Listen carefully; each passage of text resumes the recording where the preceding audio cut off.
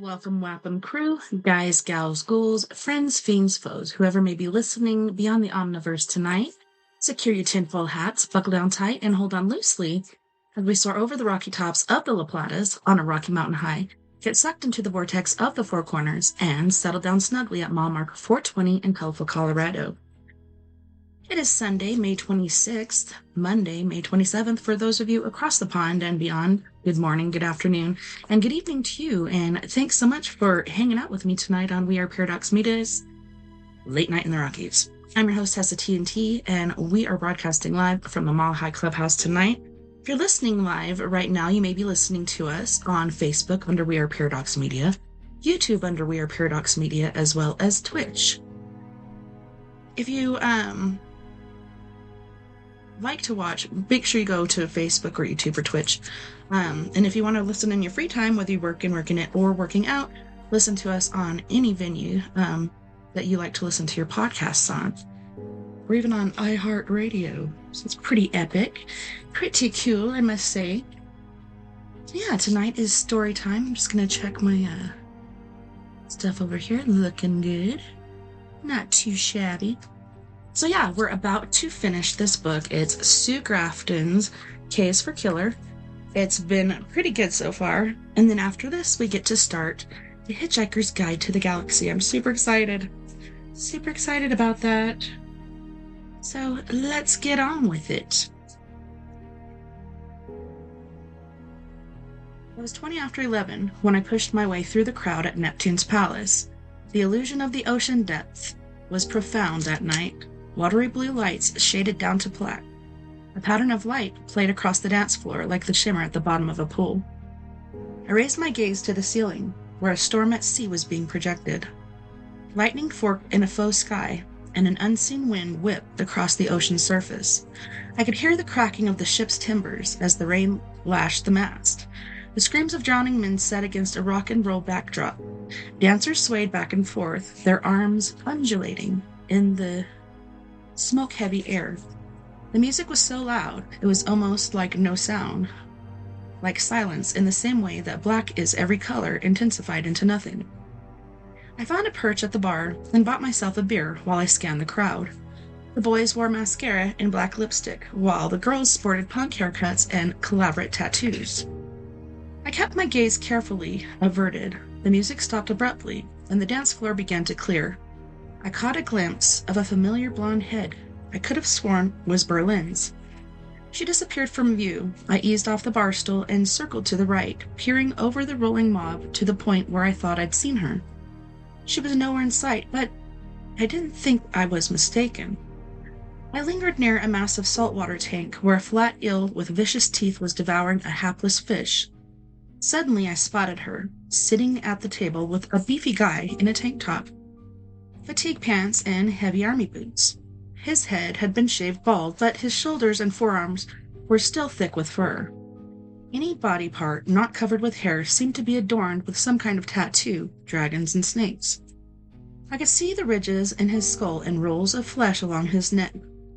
I've often thought of fatbacks as the portion of the human body that aliens would most prefer to eat. Berlin sat in profile. She'd shrugged off her leather jacket, which was now hanging over the back of her chair, anchored by her shoulder bag. She was wearing the earrings, 2 diamond-encrusted hoops dangling down on either side. Her skirt was green satin and, like her black one, short and tight. While she talked, she made frequent reference to the earrings, touching first one and then the other, reassuring herself that both were still in place. She seemed self-conscious, perhaps, unaccustomed to wearing such ornate jewelry. The light from the candle in the middle of her table caught the myriad facets of the stones. Booming music broke the air, and the two got up to dance again. Berlin wore the same high, spiky heels, perhaps in hopes of lending grace to ankles that were otherwise as shapeless as porch posts. She had a butt on her like a loaded backpack tied around her waist. The table next to theirs had emptied, and I slid onto the chair next to hers. Trini suddenly appeared to my right. I'd have avoided the contact, but I knew she'd already spotted me. "Hi, Trini. How are you? I didn't know you came here." Everybody comes here. This is hot. She was glancing around as she spoke, snapping her fingers while she did some kind of chin thrust in time to the music.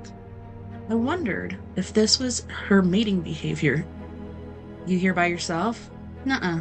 I came with Burl. She has a boyfriend she meets here because Daddy didn't like him. Really? Berlin's here too? Where'd she go? Right out on the dance floor. She was sitting right here. She pointed in the general direction of the dance floor, and I peered dutifully. Berlin was doing a bump and grind number with a beefy boyfriend. I could see his shaved head towering above the other heads bobbing on the dance floor. That's the guy your dad didn't like? I can't imagine. Trini shrugged. It's his hair, I think. Daddy's kind of a conservative. He doesn't think guys should shave their heads. Yeah, but what difference could that make when he's got so much hair everywhere else, I said. Trini made a face. I don't like guys with hairy backs. Nice earrings Berlin's wearing. Where'd she get them? I wouldn't mind a pair of those myself. They're just rhinestones. Rhinestones? That's cool. They look like real diamonds from here, don't you think? Oh, right. Like she's really going to wear diamonds. Well, maybe she got them at one of those stores that sells look-alike jewels. You know, emeralds and rubies and stuff like that. I look at that stuff and I can't tell the difference. Yeah, maybe. I looked up. A fellow doing chin thrusts and a lot of finger-popping was standing near Trini's chair. He got up and started bumping and grinding on the spot. I waved at the air, trying to watch the dance floor around their flailing knots. Do you mind? The two of them began to bebop in the direction of the dance floor. I found Berlin again with her bow. I kept my eyes pinned on their heads bobbing on the dance floor. I leaned over as if to tie my shoe and slid my hand down into my purse, or her purse. I felt her wallet, cosmetic bag, hairbrush. I sat up again and then simply extracted the handbag from the back of the chair, where she'd hung it, leaving mine in its place. I hefted the strap across one shoulder and moved off to the ladies' room. There were 5 or 6 women at the basins, makeup paraphernalia scattered across the shelving provided.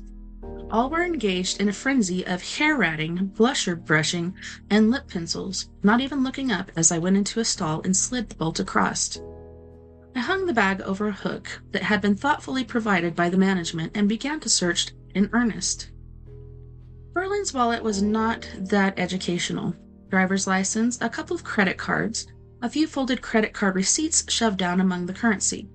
Her checkbook showed a series of deposits at weekly intervals, which I assumed represented paychecks from Kepler Plumbing. Chick was seriously underpaid. Scanning back over the last several months, I spotted an occasional deposit of $2,500, usually followed by checks made out to the holiday travel. That was interesting. I found the small velvet jeweler's box in which the earrings were probably kept. I tried the interior zippered compartment, sorted through old grocery lists, thrifty drugstore receipts, and deposit slips. I pulled out passbooks for 2 different savings accounts. The first had been opened with a $9,000 deposit about a month after Lorna's death. I could see intermittent withdrawals of $2,500, bringing the current balance down to $1,500. The second account held another $6,000. There was probably a third account somewhere else. Berlin had tucked the carbons of her deposit with withdrawal slips in the back of one passbook. Information she didn't dare leave at home. If Janice had discovered her cache of hidden funds, sticky questions would arise. I lifted a carbon slip from each passbook. Someone knocked on my stall. Are you dead in there? Just a minute, I called. I depressed the toilet handle, letting the toilet flush noisily, while I shoved everything back in the handbag. I emerged from the stall with the bag over my shoulder. The black girl with a 70s afro moved into the stall I'd vacated. I found an empty basin and gave my hands a vigorous scrub, feeling like they needed it. I left the restroom and returned to the table in haste, just as the dance music came to a blasting finale. There was tumultuous applause from the dance floor, complete with piercing whistles and foot stompings. I slid into my chair, snagging my bag from Berlin's chair and slipping hers into place. Berlin was approaching, big guy right in her wake, her chair tilted perilously. I grabbed for it, but not quickly enough to prevent her bag and leather jacket from tumbling onto the floor in a heap. Chapter 19. I'd caught a glimpse of Berlin's mouth, which opened with annoyance when she realized that the chair had toppled over. She was looking sweaty and cross, her perpetual state, I suspected. I turned my back abruptly so I was facing the bar. I drank my beer, heart thumping. I heard her exclamation of surprise. "Look at this! Gad!" She dragged the profanity out into 3 musical notes as she scooped up her belongings, apparently pausing to check the contents of her purse. "Somebody's been in here." "In your bag?" the guy said. "Yes, Gary, in my bag," she said, voice heavy with sarcasm. "Anything missing?" He seemed concerned, but not freaked out. Maybe he was used to her tone of voice. She said, "Hey." I could tell she was speaking in my direction. She poked me in the shoulder. "I'm talking to you." I turned, feigning innocence. "Excuse me?" "Oh my God, what the hell are you doing here?" "Well, hi, Berlin. I thought it might be you," I said. "I saw Trini a minute ago, and she said you were around someplace. What's the problem?" She gave the bag a shake, as if it were a naughty pup. "Don't give me that bullshit. Have you been in here?" I put a hand on my chest and looked around with puzzlement. "I've been in the ladies' room. I just sat down," I said. "Ha, very funny." I looked up at the guy with her. "Is she on drugs?" He rolled his eyes. "Come on now, Burl. Settle down, okay? She wasn't bothering you. Give the chick a break." "Shut up." Her blonde hair looked nearly white in the flickering light above. Her eyes were darkly lined, mascara separating her lashes into tiny rows of spikes. She fixed me with a look of singular intensity, swelling the way a cat does when it senses a threat. I let my gaze roam across her face, resting on the diamond hoop earrings which fairly quivered at her ears. I kept my smile pleasant. "Do you have something to hide, perchance?" She leaned forward aggressively, and for a moment I thought she might snatch me up from the front of my turtleneck. She put her face so close to mine that I could smell her beery breath, which was not that big a treat. "What did you say?" I spoke clearly, enunciating. "I said, your earrings are nice. I wonder where you got them." Her face went blank. "I don't have to talk to you." I shot a look at the guy just to see how he was taking this. He didn't seem at all interested. Already I found that I liked him better than her. "How about this? You want to tell me how you acquired so much money in your savings accounts?" Beefy guy looked from me to her and back, apparently confused. "You talking to me or her?" "Actually to her. I'm a private investigator working on a job," I said. "I don't think you want to get in the middle of this, Gary. Right now, we're fine. But it's going to get ugly here in a minute." He held up his hands. "Hey, you two have a beef. You can settle it without me. See you around, Burl. I'm out of here." I said bye-bye to him and then Burl. "My car's outside. You want to talk?" We sat in my car. The parking lot outside of Neptune's palace seemed to have as much going on as in the interior.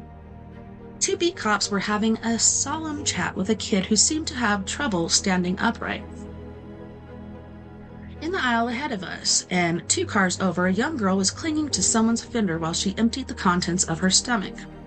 The temperature was dropping, and the sky above us seemed clear as glass. Berlin wasn't looking at me. "You want to start with the earrings?" "No." Sullen, uncooperative. "You want to start with the money you stole from Lorna?" "You don't have to take that attitude," she said. "I didn't exactly steal." "I'm listening."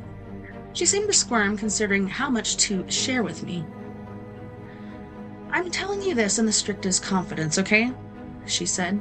I held a hand out, scout style. I love confidences, and the stricter the better. I'd probably rat her out, but she didn't have to know that. She weaseled around some more, mouth working while she decided how to put it. Lorna called and told Mom she was going out of town. Mom didn't mention it to me till later, right before she went to work.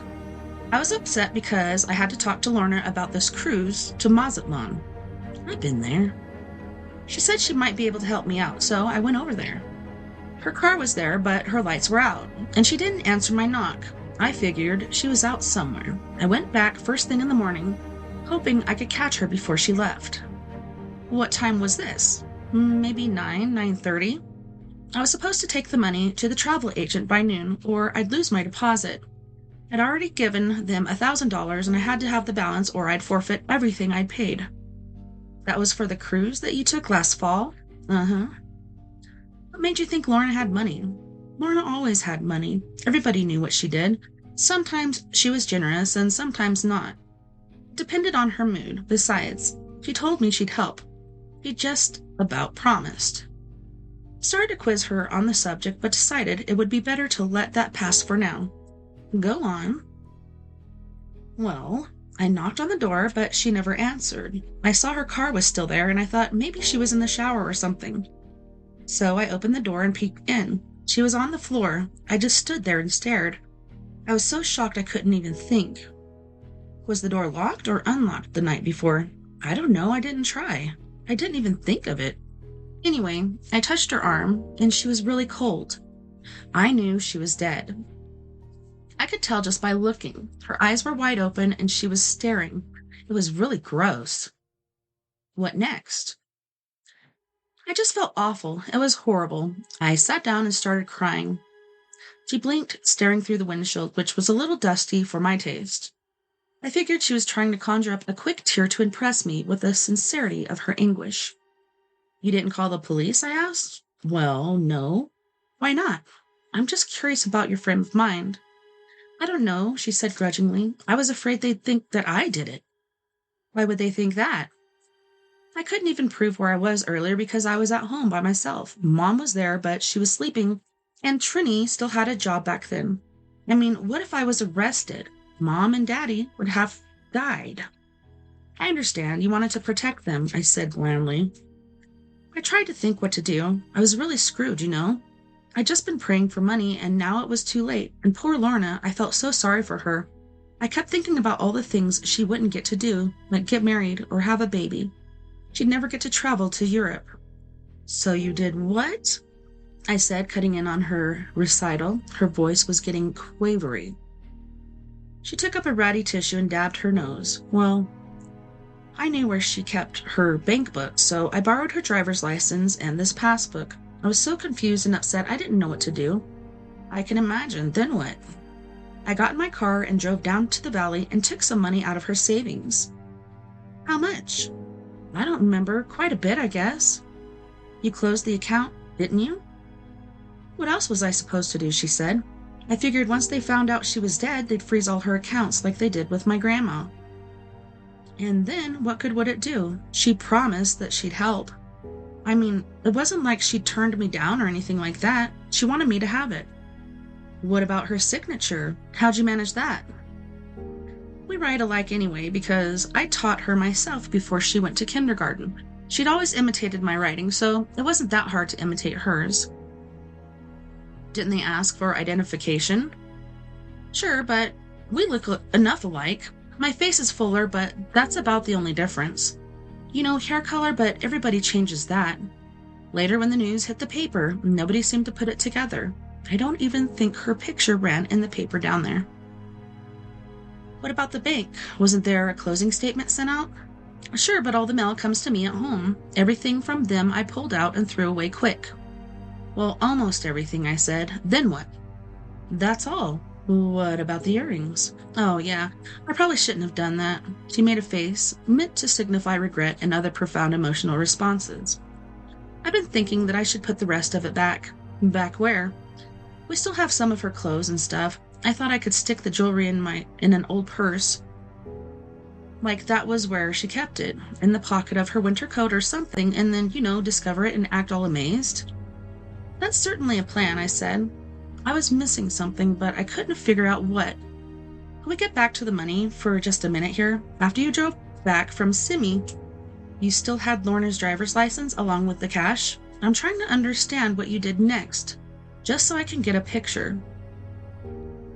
I don't understand. What do you mean? Well, her driver's license was listed on the police report, so you must have put it back. Oh, sure, I put the license right back where it was. Yeah, that's right. Uh-huh. Like in her wallet or something? Right. Then I realized I better make it look like she'd closed the account herself, like she took some money out before she left town. I'm with you so far, I said with caution. Well, everybody thought she was already gone, so all I had to do was create the impression that she was alive all day Friday. Wait a minute. I thought this was Saturday. This all happened Friday? It had to be Friday. The bank's not even open on Saturday. And neither is the travel agent. My mouth did not actually drop open, but it felt as though it did. I turned to stare at her fully, but Berlin didn't seem to notice. She was caught up in her narrative and probably wasn't tuned to my look of astonishment. She was really the most amazing mix of cunning and stupidity, and way too old to be so unaware. I went on home. I was really upset, so I told Mom I had the cramps and went to bed. Saturday afternoon, I went back to her place and brought the mail in with the morning newspaper. I couldn't see any harm. I mean, dead is dead, so what difference did it make? What did you do with the bank book? Kept it. I didn't want anybody to know the money was gone. So you waited a month and opened a couple savings accounts? I was monitoring myself, trying to keep from using what an English teacher would probably refer to as a screaming accusative verb tense. Berlin must have picked up on it to some extent because she nodded, trying to look humble and repentant. Whatever she told herself in the 10 months since Lorna died, I suspect it sounded different now that she was explaining it to me. Weren't you worried about your fingerprints showing up at her place? I said. Not really. I wiped off everything I touched so my prints wouldn't show, but even if I slipped up, I figured I had the right to be there. I'm her sister. I've been there lots of times. Anyway, how can they prove when the fingerprint was made? I'm surprised you didn't buy yourself some new clothes or a car. That wouldn't be right. I didn't ask her for that stuff. You didn't ask her for the jewelry either, I said tartly. I figured Lorna wouldn't mind. I mean, why would she care? I was so heartbroken when I found her. She ceased making eye contact and her expression took on a troubled cast. Anyway, why would she begrudge me when there wasn't anything she could do by then? You do know you broke the law. I did? Actually, you broke quite a few laws, I said pleasantly. I could feel my temper beginning to climb. It was like being on the verge of throwing up. I should have kept my mouth shut because I could feel myself losing it. But here's the point, Berlin. I mean, aside from grand theft, with holding evidence, tampering with a crime scene, obstructing justice, and God knows what other laws you managed to violate, you've completely fucked up the investigation of your own sister's murder. Some asshole's out there walking around free as a bird right this minute because of you. Do you get that? What kind of fucking twit are you? That's when she finally started crying in earnest. I leaned across the car and opened the door on her side. Get out and go home, I said. Better yet, go to Frankie's and tell your mother what you did before it shows up in my report. Hello, Sister Sandra. She turned to me, nose red, mascara streaking down her cheeks, nearly breathless from my betrayal. But I told you in strictest confidence. You said you wouldn't tell. I didn't actually say that, but if I did, I lied. I'm really a wretched person. I'm sorry you didn't understand that. Now get out of my car. She got out and slammed the door, her grief having turned to fury in 10 seconds flat. But she put her face close to the window and yelled, "Bitch!" I started the car and backed out, so mad I nearly ran her down in the process. I started cruising the neighborhood, hoping to run into Cheney Phillips somewhere. Maybe he was on call, doing vice rounds like a doctor. Mostly, I was looking for a way to keep occupied while I sorted through the implications of what Berlin had said. No wonder JD was nervous, doing everything he could to fix the day and time of his departure with Leda. If Lorna was murdered Friday night or Saturday, they were in the clear. Run it back a day and everything was up for grabs again. I cut down along Cabana and headed toward Cece's. Maybe Cheney was hanging out there. It was not quite midnight. The wind had picked up, moaning through the trees, blowing as if there were a storm in progress. Though no rain fell, the surf was being churned up, a wild spray coming off the waves as they boomed against the shore. From a side street to my left, I could hear a car alarm crying, and the sound seemed to carry like the howling of a wolf. Out of the corner of my eye, I caught the flight of a dried palm frond that hurled down from a tree, skittered across the road in front of me.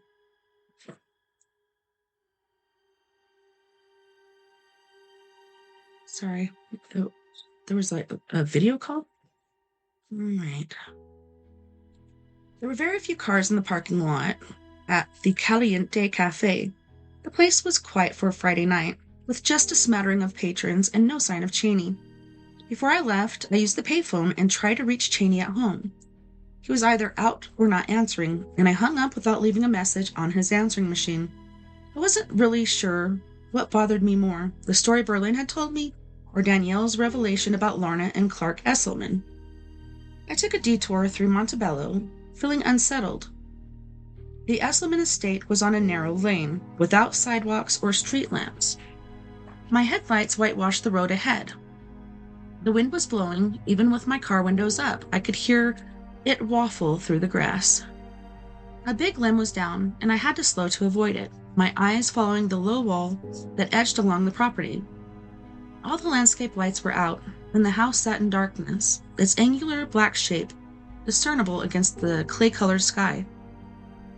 There was no moon at all. An owl sailed across the road, touching down briefly in the grassy field on the other side, rising again with a small dark bundle in its grip. Some death is as silent as the flight of a bird, some prey as unprotesting as a knot of rags. The front gates were closed, and I could see little beyond the dark shapes of the junipers along the drive.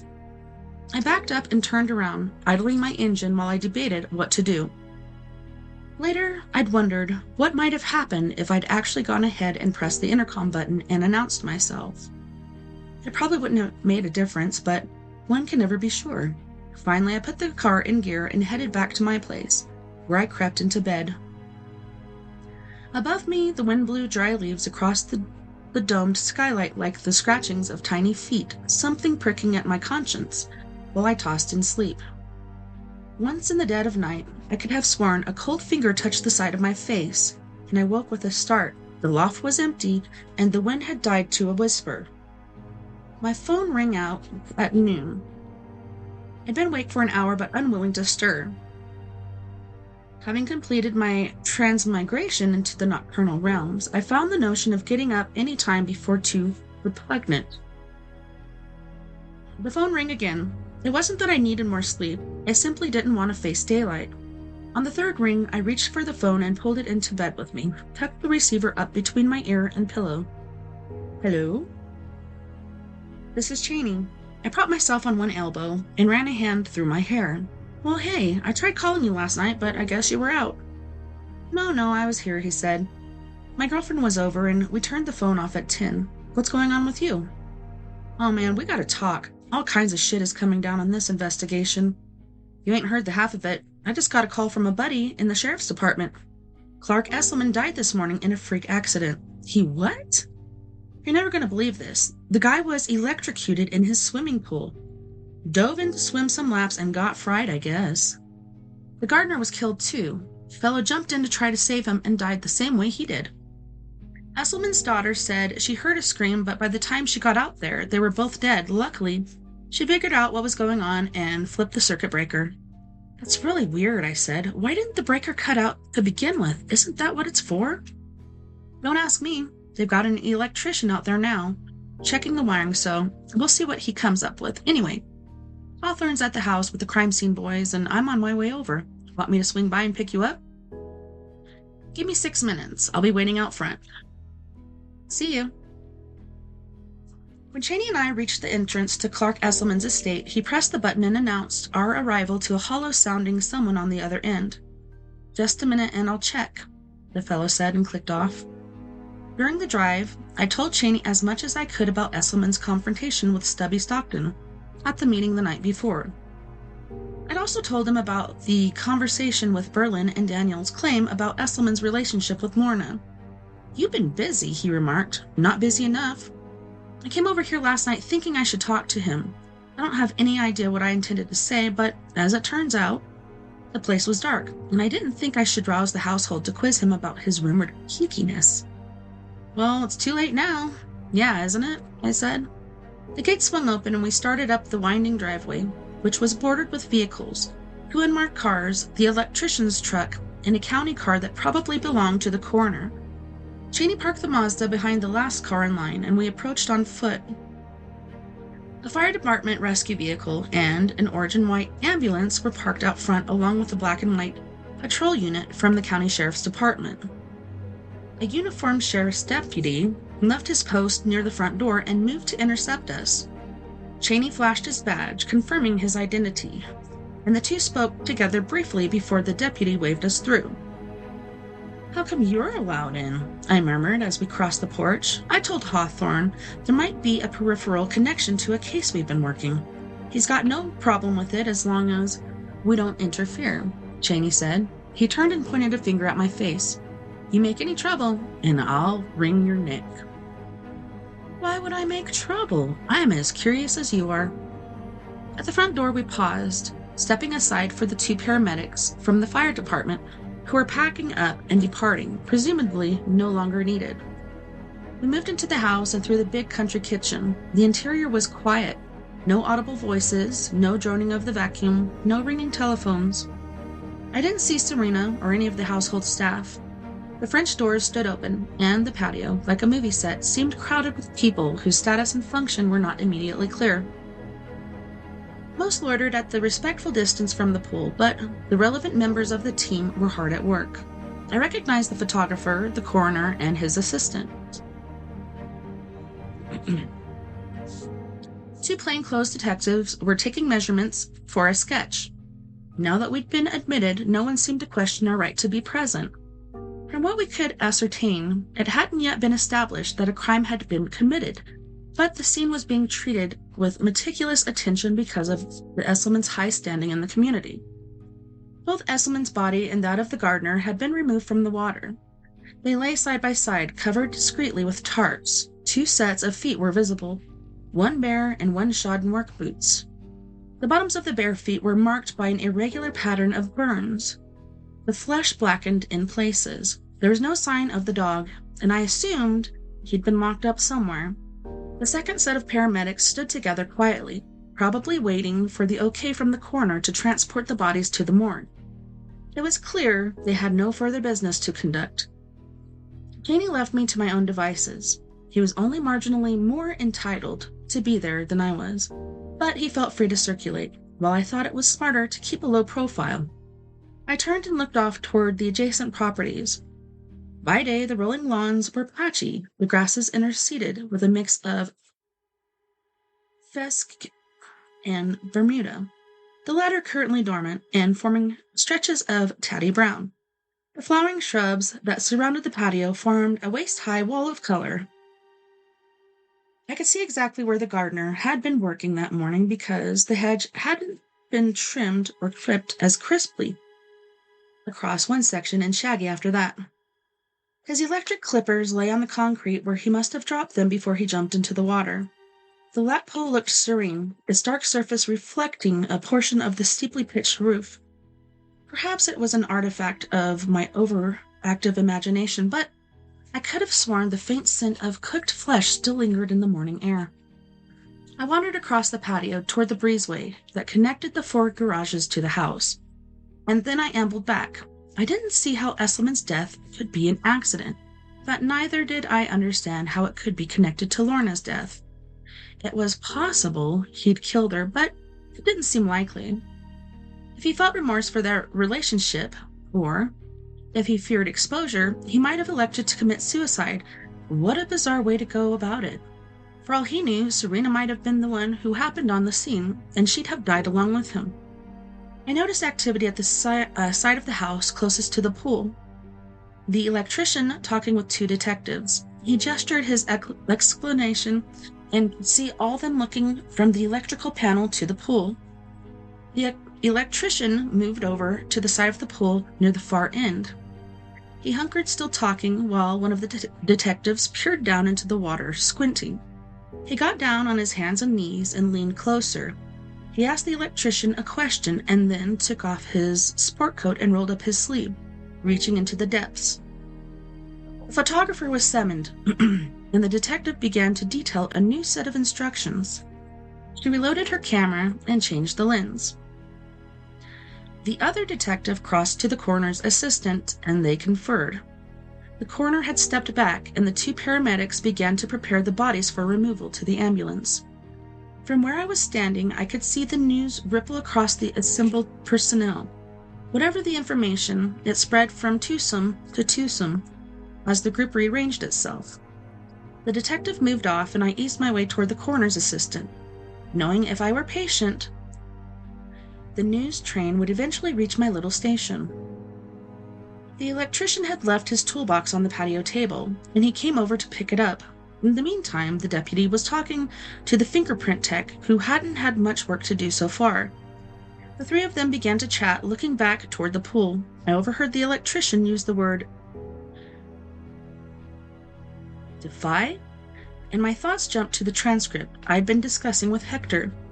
I laid a hand on his arm, and he glanced back at me. "Excuse me, I don't mean to, but what did you say?" I said there's a problem with the GFI. Wires come loose, which is why the circuit breaker didn't trip like it should have. One of the pole lights is busted out, and that's what sent current through the water. I thought the term was GFCI, ground fault circuit interrupter. Same thing. I use both. GFI is easier, and everybody knows what you mean. The electrician was a clean-cut kid in his 20s. One of that army of experts who make the civilized world run a little more smoothly. "Damnedest thing I ever saw," he remarked to the deputy. "Break an underwater flood like that, you'd have to take a stick and poke it out from on top. Detective's going to find out when the pool was last serviced, but somebody really blew it. We're talking a big lawsuit, and I mean big." The fingerprint technician said, "Think the gardener could have done it?" "Doing what? You don't punch out a pool light by accident." I told the detective that the glass was tough. It takes work. If it had been at night, with the pool lights on, somebody might have noticed. Daytime like this and all, that black tile, you can hardly see the near end, let alone the far. From the other side of the patio, the detective motioned to the electrician back, and he moved in that direction. Where I was, the deputy and the fingerprint technician had shifted the discussion to somebody who'd been electrocuted by his electric lawnmower because of his mother, trying to be helpful, stuck the 3-pronged plug into a 2-pronged extension cord. The insulation on the neutral wire was defective, which caused direct contact between the cord and the metal handle of the mower. The deputy went into quite a bit of detail about the nature of the damage, comparing it to another case he'd seen where a child bit through an electric cord while standing in a puddle of water in the bathroom. I kept thinking about the tape recording, thinking about the phrase, "she goes in at the same time every day." Maybe Esselman wasn't the intended victim. Maybe Serena was meant to die instead. I looked for Cheney but couldn't seem to find him. I approached the nearest of the two detectives. "Would you have any objection if I talked to Mr. Esselman's daughter? It won't take but a minute. I'm a friend of hers," I said. "I don't want you discussing Mr. Esselman's death. That's my job." "It's not about him. This is about something else." He studied me for a moment and then glanced away. "Keep it brief," he said. "Chapter 20. This is our final chapter." I'm glad there's a breeze in here. It's a bit balmy today.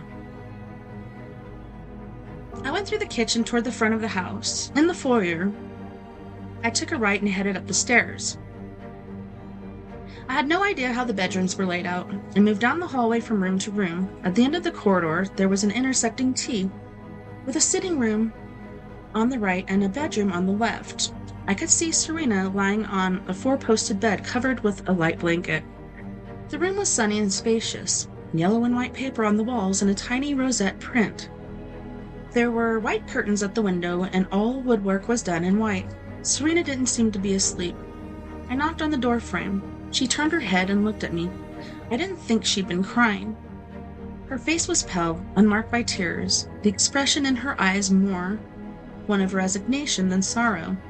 "If one can make that distinction," she said. "Are they finished out there?" I shook my head. "It'll probably be a while. You want me to call anyone?" "Not really.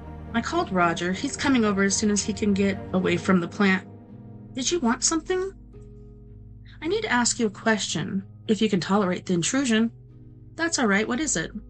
"Do you use the pool on a daily basis?" "No, I never liked swimming. That was Daddy's passion. He had the lap pool about 5 years ago." Does someone else here swim? One of the maids or the cook? She thought about it briefly. Occasionally, a friend might call and ask to use the pool, but no one else, she said. Why? I heard a taped conversation under circumstances I'd prefer not to go into. Lorna was talking to a man who used the phrase, she goes in at the same time every day. I thought the reference might be to swimming, but at the time it made no sense. I was just wondering if there was a she on the premises who went in at the same time every day. She smiled wanly. Just a dog, and she only goes in when Dad does. You saw her the other night. They play fetch, and then, when he does his laps, she swims alongside him. I could feel a flicker of confusion. I thought the dog was a male. Isn't his name Max? It's Maxine, Max for short, she said. Actually, her real name's much longer because she's pedigreed. Oh, Maxine. How's she doing? I didn't see her downstairs. I thought she might be up here with you. Serena struggled into a sitting position. Oh, heavens. Thanks for reminding me. She's still at the groomer's. I took her over first thing this morning. The shop owner even came in early to accommodate the appointment. I was supposed to pick her up at 11, but it completely slipped my mind. I asked Mrs. Holloway if she'd go over there, at least call and let them know what's happened. Poor Max, poor girl, she's going to die without Daddy. The two of them were inseparable. Mrs. Holloway's the housekeeper? I haven't seen her either, but I can call if you like. Please, maybe Roger can pick her up on his way over here. It's Montebello Pet Groomers in the lower village. The number's on the planning center in the kitchen. I don't want to put you in any trouble. It's no trouble, I said. Are you okay? Really, I'm fine. I just want some time alone, and then I'll be down. I'll probably have to talk to the detective anyway. I can't believe this is happening. It's all so grotesque. Take your time, I said. I'll tell the pet groomer someone's picking Max up later. You want this closed? It might be quieter. All right, and thank you. That's all right. I'm sorry about your father. I appreciate that. I left the room, pulling the door shut behind me. I went down to the kitchen and put a call through to the grooming shop. I identified myself as a friend of Serena's, indicating that her father had died unexpectedly. The woman was extremely gracious, expressing her condolences. The shop was closing at 3, and she said that she could just as easily drop Max off on her way home. I left a note to that effect, assuming that Mrs. Holloway or Serena would spot it. By the time I returned to the patio, the bodies had been removed and the photographer had packed up and left. There was no sign of the electrician, the coroner, or his assistant. The fingerprint technician was now working over by the pool equipment. At the near end of the pool, I saw Cheney talking to the younger of the two detectives, his buddy Hawthorne. I gathered, though, he never introduced us. When he spotted me, he finished up his conversation and crossed the patio to meet me. I was wondering where you went. They're nearly done here. You want to head out? We might as well, I said. We didn't say much until we'd left the house, walking down the driveway to the spot where Cheney's car was parked. I said, so what's the current theory? It couldn't have been an accident. That's ludicrous. Cheney unlocked the door and held it open for me. Doesn't look like it on the surface, but we'll see what they come up with. He closed the door on my side, effectively cutting off communication. I leaned over and unlocked the door on his side, but I had to wait until he'd gone around and let himself in. He slid under the steering wheel. Quit being such a stickler and play the game, I said. What do you think? I think it's dumb to guess. Oh, come on, Cheney. It had to be murder. Somebody busted out the pool light and then disconnected the GFI. You don't believe it was an accident. You're the one who told Hawthorne there might be a peripheral connection between Lorna's death and Esselman's. What connection? He said perversely. That's what I'm asking you, I said. God, you're aggravating. Okay, I'll go first. Here's what I think. He rolled his eyes, smiling, and turned the key in the ignition. He put his arm across the seat and peered out of his rear window, backing out of the gate with a breathtaking carelessness. When he reached the road, he threw it into gear first and peeled out. On the way back to my place, I told him about Lita's surreptitious tape recording. I didn't have the transcript with me, but the text was so sketchy that it wasn't difficult to recollect. I think the guy was telling her about his scheme. He's come up with a way to kill Esselman, and he's feeling clever. Maybe he thought she'd find it amusing, but she obviously doesn't. You ought to hear her on the tape. She's pissed off and upset. He's trying to act like it's all a big joke. The problem is, once he's told her, he's left himself open. If he actually intends to go through with it, she'll know it was him. Given her reaction, he can't trust her to keep quiet. So what's your theory? Bottom line, he said. I think she was killed because she knew too much. He made a face. Yeah, but Lorna died back in April. If the guy wanted to kill Esselman, why wait this long? The only thing that worried him was her blowing the whistle. Why not kill the old guy the minute she's dead? I don't know, I said. Maybe he had to wait until things cooled down? If he'd moved too quickly, he might have called attention to himself. He was listening, but I could tell he wasn't convinced. Go back to the murder scheme. What's the guy intend to do? I think he's talking about a variation on what actually happened. Clark and Max go through the same routine every morning. He throws a stick into the lap pool and she fetches. She's a retriever. She was born for this stuff. After they play, the two swim. So here's the deal. Suppose the pool's been electrified. He throws the stick, she leaps in and takes a big jolt. He sees that she's in trouble. He goes in after her and he dies too. It looks like an accident, some freaky set of circumstances everyone feels bad about. Poor guy. Tried to save his doggie and died in the process. In reality, Serena took the dog to the groomers, so Clark went in swimming by himself. Instead of Clark and the dog, you have Clark and the gardener, but the setup's the same. Cheney was quiet for a moment. How do you know it's Lorna on the tape, he said. You've never heard her voice. The guy could be talking to Serena. Why would she be there in the first place? I asked promptly. I noticed it was more fun to ask questions than to have to answer them. I haven't made that part up yet. The point is, Serena's upset because she doesn't want the dog used as bait, so she takes Max off to the groomers to get her out of the way. Talk to Serena. The voice didn't sound like hers. Wait a minute. That's cheating. You told me the voices were distorted. You've talked to JD, and you said it didn't sound like him either. That's true, I said reluctantly. But you're suggesting Serena killed her own father? And I don't believe it. Why would she do it? The guy's got a lot of money. Doesn't she inherit his estate?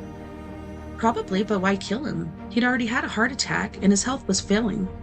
All she had to do was wait, and probably not very long at that. Besides, I've seen her with him. There's nothing but affection, an occasional complaint about his stubbornness, but you can tell she admired him. Anyway, I'll see if I can get the tape back, and you can hear it for yourself. Who has it? Leda. She sent JD over to pick it up last night, or that was his claim. Actually in the suspect apartment. They're not bad candidates. Both of them are nervous. I'd give the tape to the police. Neither has an alibi. And you know what JD does for a living? He's an electrician. If anybody'd know how to hotwire a lap pole, he did. The town's full of people who'd know enough to do that, he said. Anyway, if your theory's correct, then whoever killed Esselman had to be someone who knew the house, the pool, and the routine with the dog. That's right. Which brings us back to Serena. Maybe, I said slowly. The Roger Bonnie's another one who'd know all that. What's his motive? I have no idea, but he's certainly the link between Lorna and Esselman. Well, there you have it, Haney snorted. Now, if Roger knows Stubby, the circle will be complete, and we can charge him with Moida. Cheney was being facetious, but he'd made a good point, and I could feel a ripple of uneasiness. My thoughts veered to Danielle and the man who'd walked off into the darkness of the alleyway. How do we know this isn't the same guy who went after Danielle? Maybe the attack on her connects up to everything else. Cheney had reached my place, and he slowed to a stop. He pulled on the brake and put the car in neutral, turning to face me, his smile gone. Do me a favor and think about something else. It's a fun game, but you know as well as I do it doesn't mean jack. I'm just trying on theories like throwing dinner plates against the wall to see if one will stick. He reached over and gave my hair a little tug. Just watch yourself. Even if you're right and all these things are related, you can't go tearing off on your own, he said. This case belongs to the county sheriff. It's got nothing to do with you. Well, I know. Then don't give me that look. It's nothing personal. It is personal, especially when it comes to Danielle, I said. Would you quit worrying? She's safe. For how long? Any day now, they'll move her out of the ICU. Hospitals aren't exactly high security. You ought to see the people walking in and out of there. You're right about that. Let me think some and see what I can do. We'll talk soon, okay? He smiled, and I found myself smiling in return. Okay. Good, I'll give you the number for my paper. Let me know if anything turns up. I'll do that, I said. He recited the number and had me repeat it back to him before he put the car in gear again. Stood at the curb and watched the Mazda pull away, and then moved through the gate and went around to the rear. It was Saturday afternoon, close to 3 o'clock. I let myself into my apartment. I made a note of Cheney's pager number and left it on my desk. I felt I was in a state of suspended animation. The answer was hovering somewhere on the periphery, like spots in my field of vision that moved sideways every time that I turned to look. There had to be some chain of events, something that linked all the pieces of the puzzle. I needed a way to distract myself, setting all the questions aside until the few answers came. I went up to the spiral stairs to the loft and changed clothes, pulling on my sweatsuit and my jogging shoes. I tucked the house key in my pocket and trotted over to Cabana Boulevard. The day was crisp and clear, the mid-afternoon sun pouring over the distant mountains like a golden syrup. The ocean was a dazzling carpet of diamonds, the air freshly scented with the briny smell of sea. The run was a pleasure, bringing back in full measure the joys of physical activity. I did 4 miles, feeling strong, and when I came back I took a shower and started over, eating cereal and toast while I read the paper that I hadn't had time to that morning. I went out and ran an errand or two, picking up groceries, stopping at a wine store. It was close to 6 o'clock when I finally felt relaxed enough to sit down at my desk and flip the light on. I went back to my index cards. I was going through the motions, not really on the track of anything in particular, just trying to keep busy until I figured out what to do next. I glanced down at the sack that held the broken picture frames. Shit! Of course, I'd forgotten to take Danielle's bedding to the cleaners before it closed, but at least I could switch the frames. I moved over to the kitchen counter with the new frames I'd picked up. I put the wastebasket nearby and pulled the photographs from the paper bag. There were 4 8x10 enlargements, all in color. I removed the frame and the matting from the first, pausing to study the image. 3 cats lounging on a picnic table. A sleek gray tabby was in the process of jumping down, apparently not happy about the photographic immortality. The other 2 cats were long-haired, one pale cream and one black, staring at the camera with expressions of arrogance and disinterest respectively. On the back she'd written the date and the cats' names, Smokey, Tigger, and Cheshire. All right, so on that note, I just said night. On that note, boys and girls, we are going to our first music break. And on this break, we have Miss Mia Savage with her group, Antidote for Savages. And she's going to be singing Let Me Be Your Home, Lemurian Crypto, Your Skeleton, and Our New Reality. You guys don't go anywhere. We'll be right back after this music break.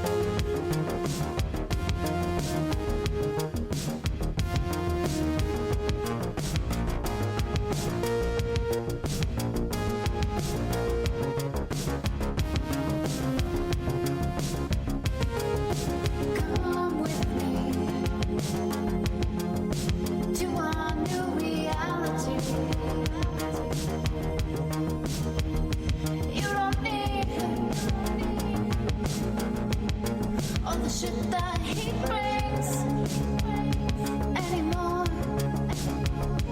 You're mine. You're mine. Tonight. You're mine. You're mine. You're mine.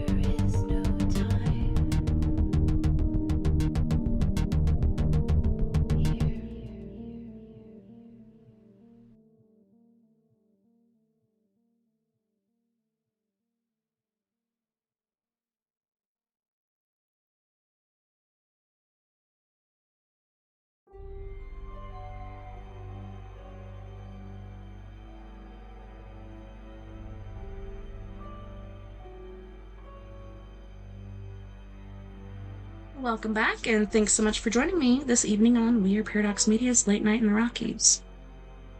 Alright, I thought we'd be done with this book already and on to the Hitchiker's Guide to the Galaxy. Hopefully we can finish this before next hour so we can get started on that book. I've been waiting forever.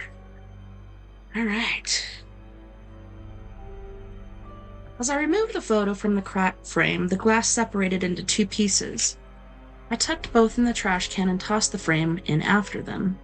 Pulled out a new frame and peeled off the price tag, sliding the mat and the cardboard backing out of the frame. I tucked the photo between the backing and the mat, turning it over to make sure the image was straight.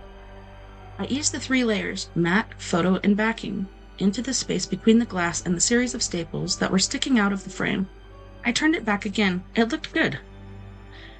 I picked up the second photograph and went through the same process. The glass was only cracked across one corner, but the frame itself was unsalvageable. This photograph showed 2 young men and a young woman on a sailboat, everyone with beer cans, sunburns, and wind-tangled hair. Danielle had probably taken the picture herself. It must have been a good day, with good friends, at the time in her life when she was still in possession of her innocence. I've been on outings like that. You come home dog-tired and dirty, but you never forget. In the third picture, Danielle was posing under a white, trellised arch, in the company of a young, clean-cut guy. From the dress she was wearing, complete with an orchid on her wrist, I guessed that this was taken at her high school prom. It was nice getting a glimpse of her private life, images of her as she'd been before. She'd entered the life as surely as a novice entering a convent, with a gap just as wide between past and present. The last picture had been rematted, a wide band of gray reducing the framed image to its 2 central figures. My blue glass sandwich after some shadow was in the kitchen. She fell off of the freaking stove and knocked down the trash, which is kind of funny to see happen. But then blue, while I wasn't looking, knocked it down the fence and got like a sandwich, whatever it was, out of the trash. I don't know. And I don't know what's in it. I don't know, boy. So I've been trying to get it away from him, but I can't. Okay. Sorry about it. Okay. Sorry, boy. Alright. The last picture had been rematted, a wide band of gray reducing the framed image to its 2 central figures. Danielle and Lorna dressed up and sitting in a booth. It looked like a commercial photograph, taken by a roving photographer who made a living at snapping pictures on the spot. Hard to tell where this was taken, Los Angeles or Vegas, some glitzy nightclub, with dinner and dancing. In the background I could see a portion of the bandstand and a potted plant. Champagne glasses on the table in front of them. The frame was cheap, but the wide gray matting was a nice choice for the subject matter, isolating the 2 of them. Both women were looking elegant, seated at a round table in a black leather-padded booth. Lorna was so beautiful, dark-haired, hazel eyes, with a perfect oval face. Her expression was grave, with just the smallest hint of a smile on her lips. She wore a black satin cocktail dress, with long sleeves and a square, low-cut neckline. The diamond hoop earrings sparkled at her ears. Danielle wore Kelly green, a form-fitting sequin top, probably with a miniskirt, if I knew Danielle's taste. Her long dark hair had been smoothed into a French roll. I imagined Lorna getting her all dolled up for a kind of high-class date. 2 call girls on the town. Along the back of the booth, I could see a man's hand and arm extending behind Lorna. I could feel my heart begin to thump. I extracted the photograph from the frame and turned it over. With the matting removed, I could see all 4 people who'd been sitting at the table that night. Roger, Danielle, Lorna, and Stubby Stockton. Oh man, this is it, I thought. This is it. Maybe not everything, but the heart of the riddle. I carried the photo with me to the telephone and called Cheney's pager number, punching in my own telephone number and the pound sign at the sound of the tone. I hung up. While I waited for him to return my call, I sat at my desk and sorted through my notes, pulling all the index cards on which Roger was mentioned. Most were from my initial interview, with additional notes from the conversation with Serena. I scanned the cards on the bulletin board, but there were no further references. I laid the cards out on my desk like a tarot reading. I found the notes I'd scribbled to myself after my meeting with him. Roger had told me Lorna called him Friday morning. I circled the day and added a question mark, affixing the card to the photograph and a paperclip. The phone rang. "Kinsey Mill home," I said automatically. "This is Cheney, what's up?" "I'm not sure. Let me tell you what I came across, and you tell me." I told him briefly how I'd acquired the photographs, and then I detailed the one that I was looking at. "I know you were kidding when you talked about Roger and Stubby, but they did know each other, and well enough to go whoring together somewhere out of town." I also went back through my notes and came across an interesting discrepancy. Roger told me that Lorna called him Friday morning, but she couldn't have possibly done that. She was dead by then. There was a brief silence. "I don't see where you're going with this." "I have no idea, that's why I'm calling you," I said. "I mean, suppose Roger and Stubby were in business together. If Lorna told Roger about her relationship with Esselman, they could have been using the information to pressure him. Esselman Balt. So Stubby killed him? That's ridiculous. Stubby's got a lot of irons in the fire. This deal doesn't work. He's got another one lined up, and if that fails, he's got more. Believe me, Stockton is in business to do business. Period. If Esselman dies, that only sets him back because now he's got to wait until someone's appointed to take Clark's place, yada yada yada. I'm not saying Stockton. I think it's Roger. He's the one that had the access to the pull equipment. He had access to Lorna. He had access to everything. Plus, he knew Danielle. Suppose he and Stockton talked business that night. Danielle's the only witness. How are you going to prove it? All you have is speculation. This is all air and sunshine. You've got nothing concrete, at least nothing you could take to the DA. He'd never go for it. What about the tape? That's not proof of anything. It's illegal for starters, and you don't even know it's Lorna. They could be talking about anything. You ever heard the concept of fruit of the poisonous tree? I've been thinking about this whole business ever since I dropped you off. You got people tampering with the crime scene, tampering with evidence. Any good defense attorney would rip you to shreds. What about Roger's claim Lorna called him Friday morning? So the guy was mistaken. She called some other day. What if I went in with a wire and had to talk with him? Let me ask. Cheney cut in, his tone a mixture of impatience and outrage. Ask him what? We're not going to wire you. Don't be asinine. What are you proposing? You go knock on his door. Hi, Raj, it's Kinsey. Who'd you kill today? Oh, no reason, just curious. Excuse me, would you mind speaking into this artificial flower I'm wearing in my lapel? This is not your job, face it. There's nothing you can do. Bullshit, that's bullshit. Well, it's bullshit you're gonna have to live with. We really shouldn't even be discussing this. Cheney, I'm tired of the bad guys winning. I'm sick of watching people get away with murder.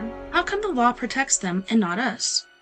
I hear you, Kinsey, but that doesn't change the facts. Even if you're right about Roger, you got no way to nail him, so you might as well drop it.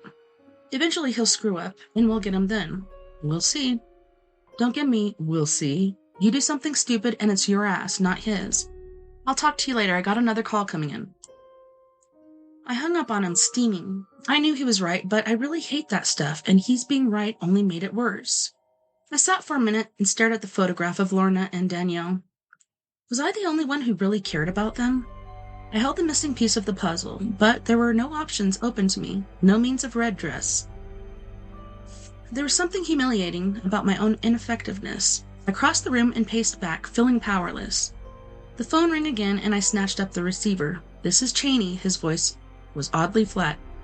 Hey, great, I was hoping you'd call back. Surely between us, there's a way to do this, I said.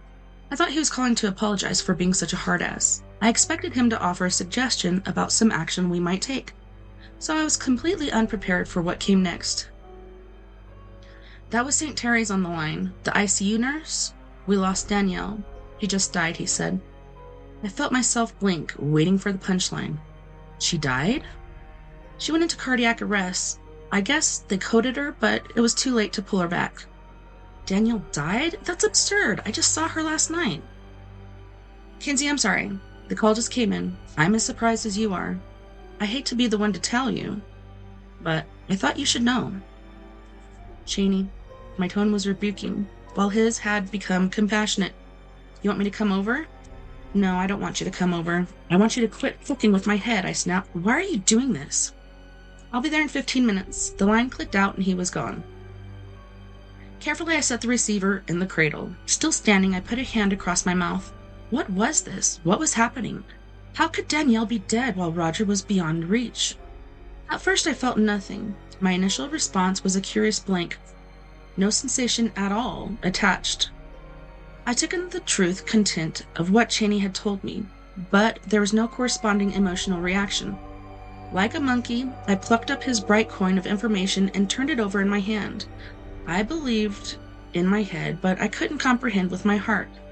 I remained motionless for perhaps a minute, and when feelings finally crept back, what I experienced wasn't grief, but a mounting fury. Like some ancient creature hurtling up from the deep, my rage broke the surface, and I struck. I picked up the receiver, put my hand in my jeans pockets, and pulled out the card that I'd been given in the limousine.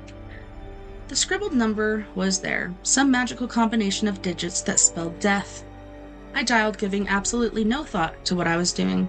I was propelled by the hot urge to act, by the blind need to strike back at the man who had dealt me this blow. After 2 rings, the phone was picked up on the other end. Yes? I said, Roger Bonney killed Lorna Kepler. I hung up, I sat down, I felt my face twist with heat, and tears spilled briefly.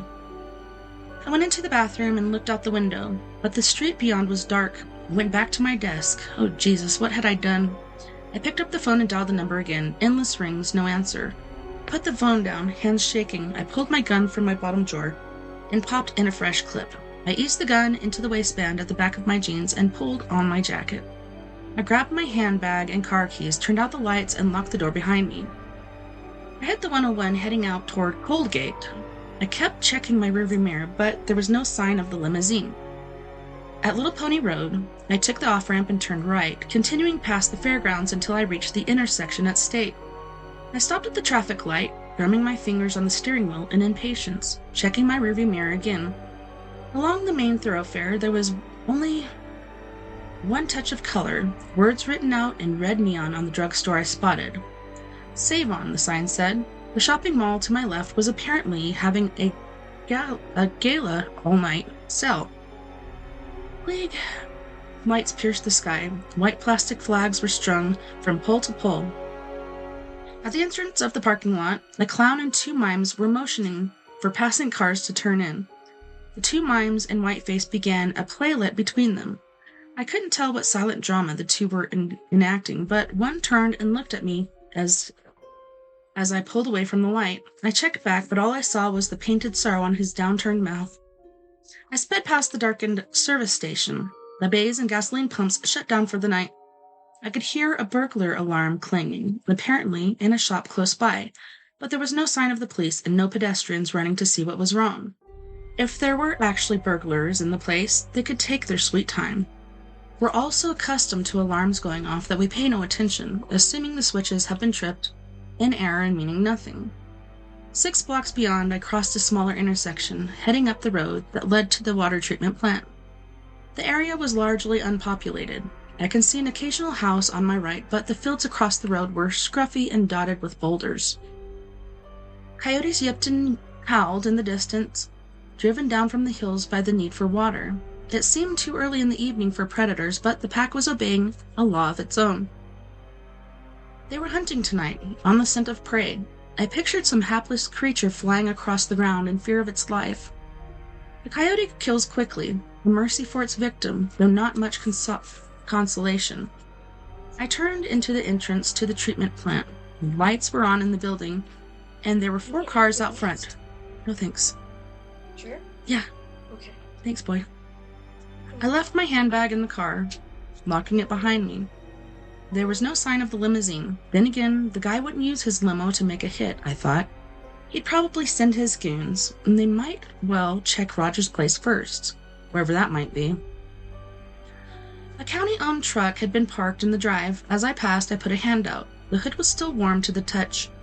I went up the stairs to the lighted entry. I could feel the reassuring bulk of the handgun in my small of my back. I pushed through the glass doors. The receptionist's desk was empty. Once upon a time, Lorna Kepler had sat there. I was curious to imagine her working here day after day, greeting visitors, answering the telephone, exchanging small talk with the control technician and senior treatment mechanics. Maybe it was her last shred of pretense, the final gesture that she had made toward being an ordinary person. On the other hand, she might have found herself genuinely interested in aeration, maniforms, and flash mix basins. The interior of the building seemed quiet at first. Fluorescent lights glowed against the polished tile floors. The corridor was deserted. From one of the rear offices, I picked up the strains of country music station. I could hear someone banging on a pipe, but the sound came from deep in the bowels of the building. I moved quickly down the hallway, glancing left into Roger's office. The lights were on, but he was nowhere to be seen. I heard footsteps approaching. A fellow in coveralls and a baseball cap came around the corner, moving in my direction. He seemed to take my presence for granted, though he took his cap off politely at the sight of me. His hair was a mass of curly gray mashed into a cap-shaped line around his head. "Can I help you with something?" "I'm looking for Roger." The fellow pointed down. "That's him you hear wumping on the sample lines. He was in his 50s with a wide face and a dimple in his chin. Nice smile. He reached out a hand and introduced himself. "I'm Delbert Squalls." "Kinsey Mulhone," I said. "Could you let Roger know that I'm here? It's urgent." "Sure, no problem. Actually, I'm just on my way down. Why don't you follow me?" "Thanks." Squalls retraced his steps and opened the glass paneling door into the area that I'd seen before. Multicolored pipes, a wall of dials and gauges. I could see the gaping hole in the floor. Orange plastic cones had been set across one end, warning the unwary about the dangers of tumbling in. I said, "How many guys do you have working tonight?" "Let me see. 5, counting me. Come on this way." "You're not claustrophobic, I hope." "Not a bit," I lied, following him as he crossed the opening. On my previous visit, I'd seen a moving river of black water down there, silent, smelling of chemicals, looking like nothing I'd ever seen before. Now I could see lights in the bleak walls of concrete, discolored in places where the water had passed. I felt the need to swallow. "Where'd all the water go?" I asked. "We shut the sluice gates and then we have a couple of big basins it drains into," he said conversationally. "Takes about 4 hours. We do this once a year. We got some posturation sample lines in the process of repair. They'd almost completely corroded, been clogged for months until this shut down.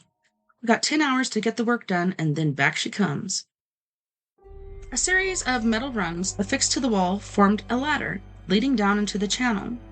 The banging had stopped. Delbert turned around and edged his foot down into the opening, and then proceeded to descend. Tink, tink, tink, with the soles of his shoes on the metal rungs. As he sank from sight, I moved forward, turning myself. Then I descended as he had to the tunnel below.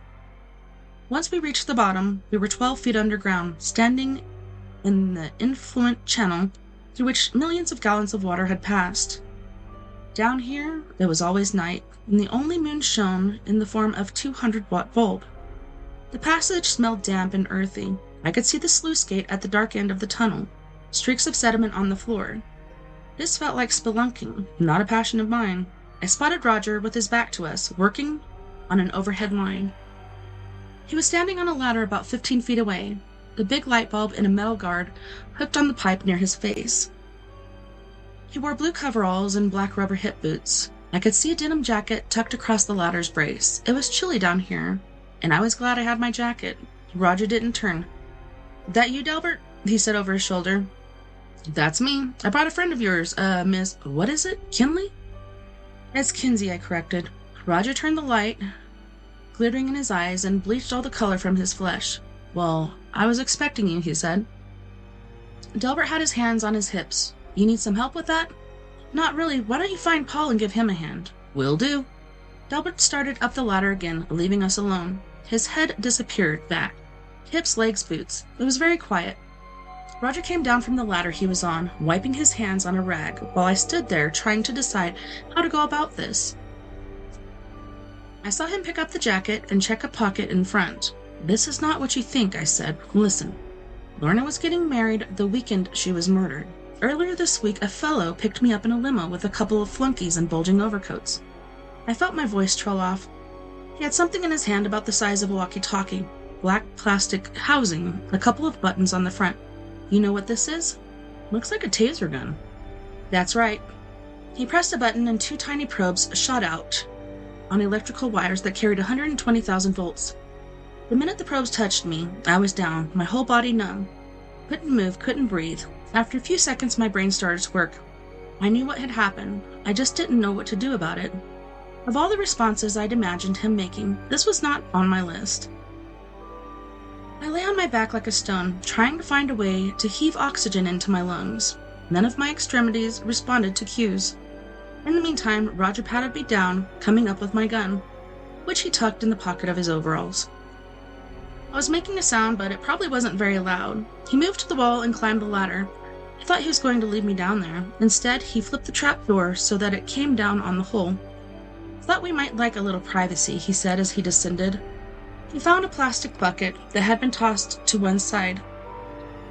He tossed it upside down and took a seat not too far from me. He leaned close. Mildly, he said, "Fuck with me. I'll smother you with this jacket.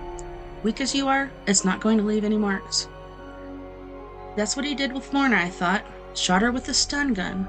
Put a pillow across her face. Wouldn't have taken long. I felt like a baby in the early stages of development, moving my limbs randomly in an attempt to turn. Grunting, I managed to roll over on my side. I lay there breathing, looking at the wet pavement from the corner of my eye. My cheek rested on something gritty. Anthracite, sludge, small shells. I collected myself, inching my right arm up under me. I heard the trapdoor open, and Delbert Squalls called down, "Roger?" "Yes?" "Guy up here to see you." "Oh, hell," he breathed. And then to Delbert, "Tell him I'll be right there." I rolled an eye at him, unable to speak, and saw a grimace of impatience cross his face. He got his arms under me and hauled me into the sitting position, propping me against the wall. Like a ragdoll, I sat with my legs straight out in front of me. Feet tilted together, my shoulders slumped. At least I was breathing. Above me, I could hear someone walking around. I wanted to warn him. I wanted to tell him he was making a terrible mistake. While I had made grunting noises, Roger was going up the ladder, his feet going tink, tink, tink. Head and shoulders disappearing, I felt tears fill my eyes. My limbs were deadened from the electrical jolt.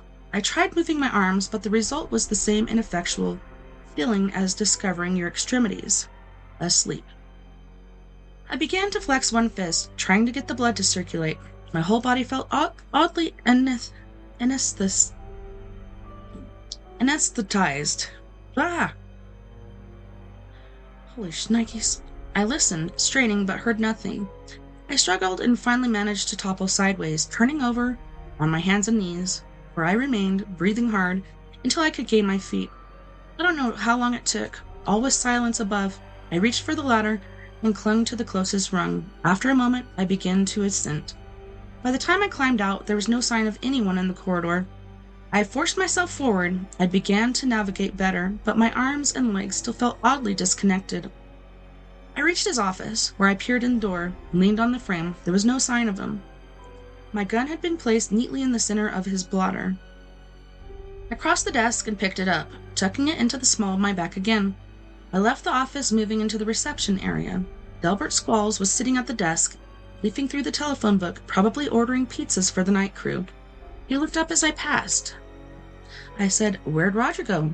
"Don't tell me he left you down there. Man's got no manners. You just missed him. He took off with that guy in the overcoat. Said he'd be right back. You want to leave him a note?" "I don't think that's necessary." "Oh, well, suit yourself." He went back to his search. "Good night, Delbert." "Night. Have a good evening," he said, reaching for the phone. I emerged from the building into the chill night air. The wind had picked up again, and the sky, though cloudless, bore the fragrance of a distant rain heading in this direction. There was no moon, and the stars looked as though they'd been blown up against the mountains. I went down the stairs to the slot where my car was parked. I let myself into the VW and turned the key in the ignition, pulling out onto the road that led back to town. As I crossed the intersection, I thought I caught sight of a limousine slipping into the dark. Epilogue.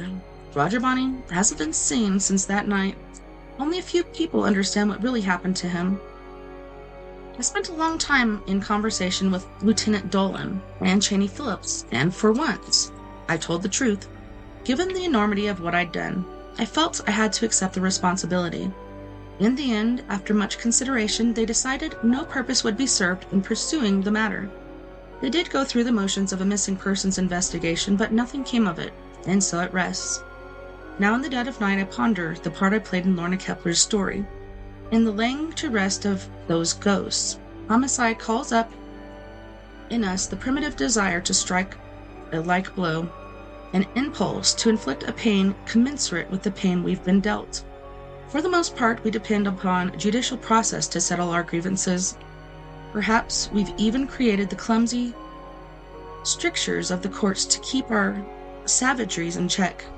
The problem is that so often the law seems pale in its remedies, leaving us restless and unfulfilled in our craving for satisfaction. And then what? As for me, the question I'm left with is simple and haunting. Having strayed into the shadows, can I find my way back? Respectfully submitted, Kinsey Milhoney. And we finally finished it. Oh man, and we only got a little bit of time to get into The Hitchiker's Guide to the Galaxy, and this is by Douglas Adams. I'm super excited. I've been waiting a while to read this. Hey, Jay. Hi, Kyle. Oh, Kyle, the channel is generally like paranormal, cryptid, stuff like that. On Sundays, I do story time to kind of change the pace of stuff, but thanks for joining us. All right. And after this, we're going to watch a creepy video. I was thinking about doing creepy TikToks, but a video would be far easier. All right, here we go. Far out in the uncharted backwaters of the unfashionable end of the western spiral arm of the galaxy lies a small, unregarded yellow sun. Orbiting this at a distance of roughly 98 million miles is an utterly insignificant little blue-green planet whose ape-descended life forms are so amazingly primitive that they still think digital watches are a pretty neat idea. This planet has, or rather had, a problem, which was this. Most of the people living on it were unhappy for pretty much of the time. Many solutions were suggested for this problem, but most of these were largely concerned with the movements of small green pieces of paper, which is odd because, on the whole, it wasn't the small green pieces of paper that were unhappy. And so the problem remained. Lots of the people were mean, and most of them were miserable, even the ones with digital watches. Many were increasingly of the opinion that they'd all made a big mistake in coming down from the tree in the first place. And some said that even the trees had been a bad move, and that no one should ever have left the oceans. And then, one Thursday, nearly 2,000 years after one man had been nailed to a tree for saying how great it would be to be nice to people for a change, a girl sitting on her own in a small cafe in Rickmansworth suddenly realized what it was that had been going wrong all this time, and she finally knew how the world could be made a good and happy place. This time, it was right. It would work, and no one would have to get nailed to anything. Sadly, however, before she could get to the phone to tell anyone about it, a terrible, stupid catastrophe occurred, and the idea was lost forever. This is not her story, but it is the story of that terrible, stupid catastrophe and some of its consequences. It is also the story of a book called The Hitchiker's Guide to the Galaxy. Not an Earth book, never published on Earth, and until the terrible catastrophe occurred, never seen or even heard of by any Earthman. Nevertheless, a wholly remarkable book. In fact, it was probably the most remarkable book ever to come out of the great publishing corporations of Ursa Minor, of which no Earthman had ever heard either. Not only is it a wholly remarkable book, it is also a highly successful one, more popular than the Celestial Home Care Omnibus, better selling than 53 More Things to Do in Zero Gravity, and more controversial than Ulan Holofid's trilogy of philosophical blockbusters, Where God Went Wrong, Some More of God's Greatest Mistakes, and Who is This God Person Anyway? In many of the more relaxed civilizations on the outer eastern rim of the galaxy, the Hitchiker's Guide has already supplanted the great Encyclopedia Galactica as the standard repository of all knowledge and wisdom. For though it has many omissions and contains much that is apocryphal, or at least wildly inaccurate, it scores over the older, more pedestrian work in two important respects. First, it is slightly cheaper, and second, it has the words "Don't Panic" inscribed in large friendly letters on its cover. The story of this terrible, stupid Thursday, the story of its extraordinary consequences, and the story of how these consequences are inextricably intertwined with this remarkable book begins very simply. It begins with a house. Chapter 1. The house stood on a slight rise just on the edge of the village. It stood on its own and looked out over a broad spread of West Country farmland. Not a remarkable house by any means. It was about 30 years old, squattish, squarish, made of brick, and had 4 windows set in the front of a size and proportion which more or less exactly failed to please the eye. The only person for whom the house was in any way special was Arthur Dent, and that was only because it happened to be the one that he lived in. He had lived in it for about 3 years, ever since he had moved out of London, because it made him nervous and irritable. He was about 30 as well, tall, dark-haired, and very quiet, at ease with himself. The thing that used to worry him most was the fact that people always used to ask him what he was looking so worried about. He worked in the local radio, which he always used to tell his friends was a lot more interesting than they probably thought. It was, too. Most of his friends worked in advertising. On Wednesday night, it had rained very heavily. The lane was wet and muddy, but the Thursday morning sun was bright and clear as it shone on Arthur Dent's house, for what was to be the last time. It hadn't properly registered yet with Arthur that the council wanted to knock it down and build a bypass instead. At 8 o'clock on Thursday morning, Arthur didn't feel very good. He woke up blearily, got up, wandered blearily round his room, opened a window, saw a bulldozer, found his slippers, and stomped off to the bathroom to wash. Toothpaste on the brush, so scrub. Shaving mirror, pointing at the ceiling. He adjusted it for a moment, and reflected a second dozer through the bathroom window. Properly adjusted, it reflected Arthur Dent's bristles. He shaved them off, washed, dried, and stomped off to the kitchen to find something pleasant to put in his mouth. Kettle, plug, fridge, milk, coffee, yawn. The word bulldozer wandered through his mind for a moment in search of something to connect with. The bulldozer outside the kitchen window was quite a big one. He stared at it. Yellow, he thought, and stomped off back to his bedroom to get dressed. Passing the bathroom, he stopped to drink a large glass of water, and another. He began to suspect that he was hungover. Why was he hungover? Had he been drinking the night before? He supposed that he must have been. He caught a glint in the shaving mirror. Yellow, he thought, and stomped on to the bedroom. He stood and thought. The pub, he thought. Oh dear, the pub. He vaguely remembered being angry. Angry about something that seemed important. He'd been telling people about it at great length, he rather suspected. His clearest visual recollection was of glazed looks on other people's faces. Something about a new bypass that he'd just found out about. It had been in the pipeline for months, only no one seemed to have known about it. Ridiculous. He took a swig of water. It would sort itself out, he decided. No one wanted a bypass. The council didn't have a leg to stand on. It would sort itself out. God, what a terrible hangover it had earned him, though. He looked at himself in the wardrobe mirror. He stuck out his tongue. Yellow, he thought.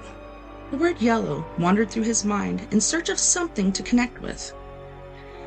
15 seconds later, he was out of the house and lying in front of a big yellow bulldozer that was advancing up his garden path.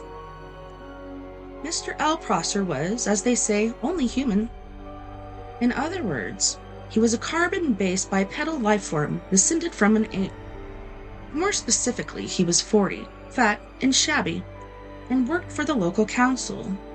Curiously enough, though, he didn't know it. He was also a direct male line descendant of Genghis Khan, though intervening generations and racial mixing had so juggled his genes that he had no discernible Mongoloid characteristics, and the only vestiges left in Mr. L. Prosser of his mighty ancestry were a pronounced stoutness about the tongue and a predilection for little fur hats. He was by no means a great warrior. In fact, he was a nervous, worried man. Today, he was practically nervous and worried because something had gone seriously wrong with his job, which was to see Arthur Dent's house get cleared out of the way before the day was out. "Come off it, Mr. Dent," he said. "You can't win, you know. You can't lie in front of the bulldozer indefinitely." He tried to make his eyes blaze fiercely, but they just wouldn't do it. Arthur lay in the mud and squelched at him. "I'm game," he said. "We'll see who rusts first." "I'm afraid you're going to have to accept it," said Mr. Prosser, gripping his fur hat and rolling it round top of his head. "This bypass has got to be built, and it's going to be built." "First I've heard of it," said Arthur. "Why's it got to be built?" Mr. Prosser shook his finger at him for a bit, then stopped and put it away again. "What do you mean, why's it got to be built?" he said. "It's a bypass. You've got to build bypasses." Bypasses are devices that allow some people to dash from point A to point B very fast, while other people dash from point B to point A very fast. People living at point C, being a point directly in between, are often given to wonder what's great about point A, that so many people from point B are so keen to get there, and what's so great about point B, that so many people from point A are so keen to get there. They often wish that people would just once and for all work out where the hell they wanted to be. Mr. Prosser wanted to be at a point D. Point D wasn't anywhere in particular. It was just any convenient point very long away from points A, B, and C. He would have a nice little cottage at point D, with axes over the door, and spend a pleasant amount of time at point E, which would be the nearest pub to point D. His wife, of course, wanted the climbing roses, but he wanted axes. He didn't know why, he just liked axes. He flushed hotly under the derisive grins of the bulldozer drivers. He shifted his weight from foot to foot, but it was equally uncomfortable on each. Obviously, somebody had been appallingly incompetent, and he hoped to God it wasn't him. Mr. Prosser said, "You were quite entitled to make any suggestions or protests at the appropriate time, you know." "Appropriate time?" hooted Arthur. "Appropriate time! The first I knew about it was when a workman arrived at my home yesterday. I asked him if he'd come to clean the windows, and he said no. He'd come to demolish the house. He didn't tell me straight away, of course. Oh, no. First he wiped a couple of the windows and charged me a $5. Then he told me. But Mr. Dent, the plans have been available in the local planning office for the last 9 months. Oh, yes, well, as soon as I heard, I went straight round to see them. Yesterday afternoon. You hadn't exactly gone out of your way to call attention to them, had you? I mean, like actually telling anybody or anything? But the plans were on display. On display? I eventually had to go down to the cellar to find them. That's the display department? With a flashlight. Oh well, the lights had probably gone. So had the stairs. But look, you found the notice, didn't you? Yes, said Arthur. Yes, I did. It was on display in the bottom of a locked filing cabinet, stuck in a disused lavatory with a sign on the door saying, "Beware of the leopard." A cloud passed overhead, and it cast a shadow over Arthur Dent as he lay propped up on his elbow in the cold mud. It cast a shadow over Arthur Dent's house. Mr. Prosser frowned at it. "It's not as if it's particularly a nice house," he said. "I'm sorry, but I happen to like it." "You'll like the bypass." "Oh, shut up," said Arthur Dent. "Shut up and go away, and take your bloody bypass with you. You haven't got a leg to stand on, and you know it." Mr. Prosser's mouth opened and closed a couple of times, while his mind was for a moment filled with inexplicable but terribly attractive visions of Arthur Dent's house being consumed with fire, and Arthur himself running screaming from the blazing ruin with at least 3 hefty spears protruding from his back.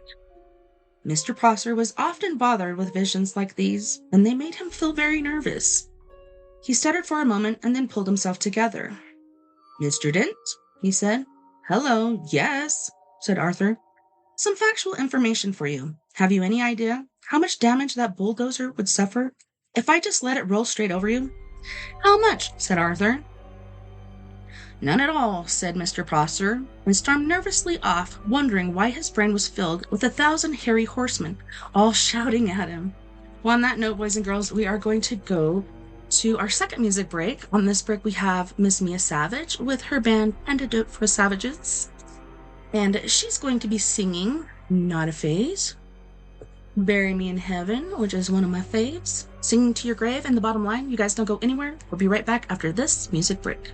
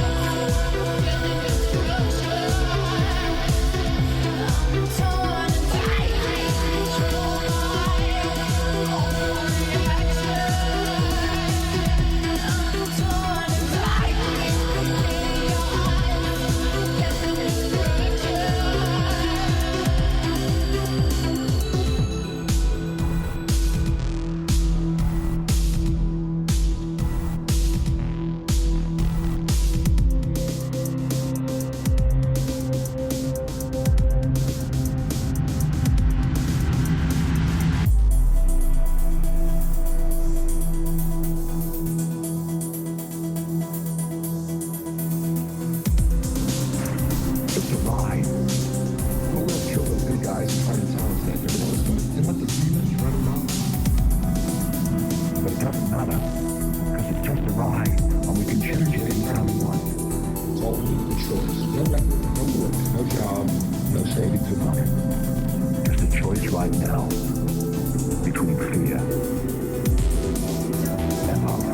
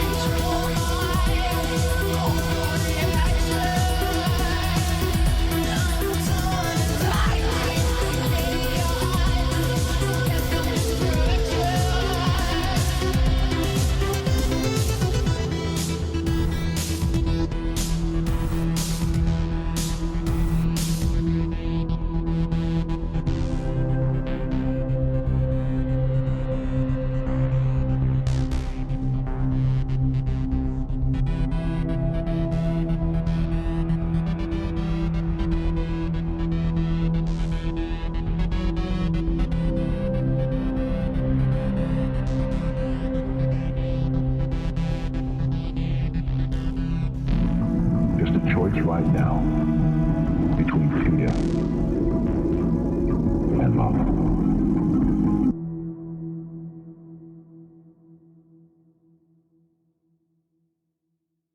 Welcome back, guys, gals, ghouls.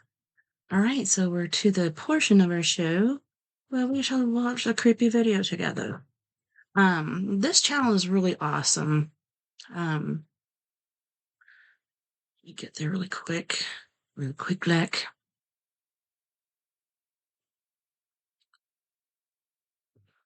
Okay, so the creepiest and most unexplained things that are shaking the internet. And this is by That Is Impossible. I can't remember this guy's name, but like I said, he does a really awesome job. All right, let's get to it. What?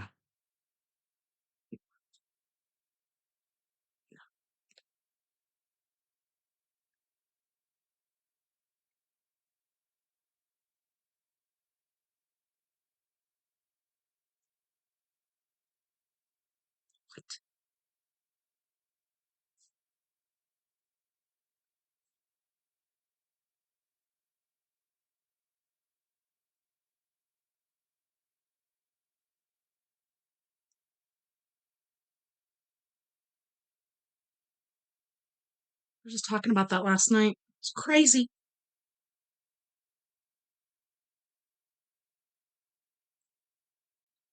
James LaFleur.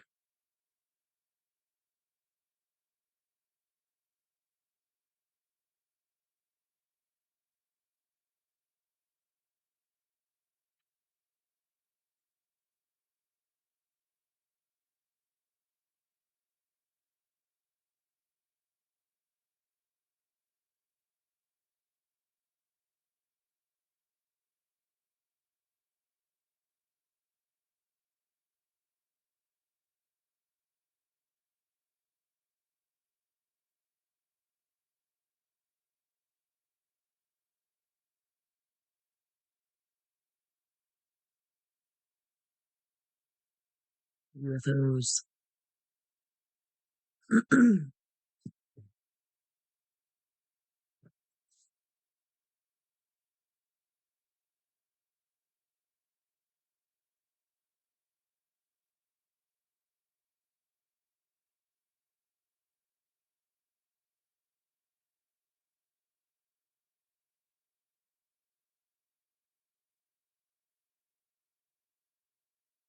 I haven't seen this one.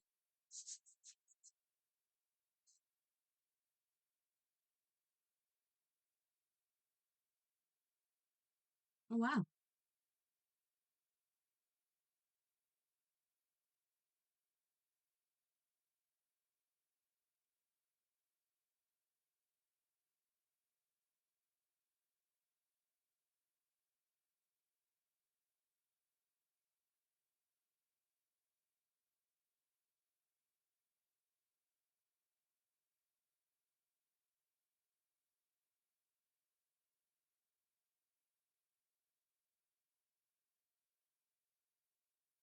Crack is that?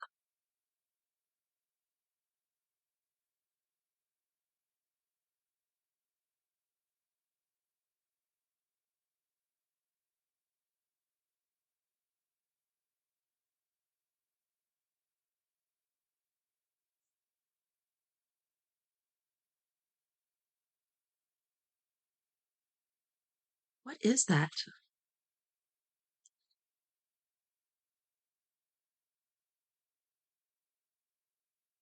I'm seeing two suns, but have you ever seen two moons?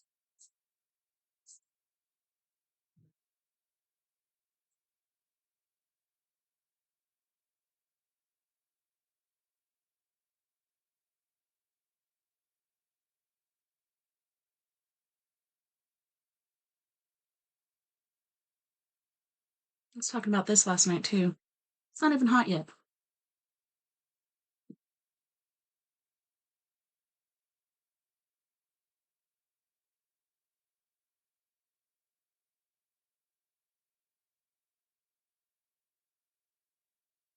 Wow. Going to the next tree. Wow.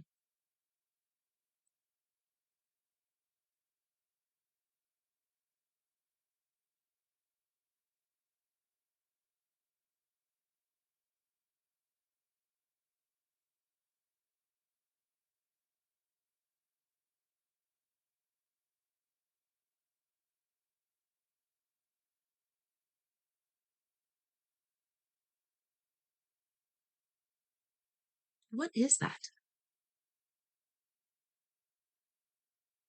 Oh, wow.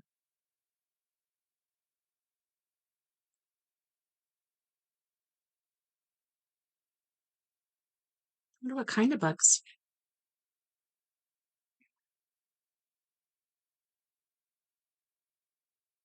Weird.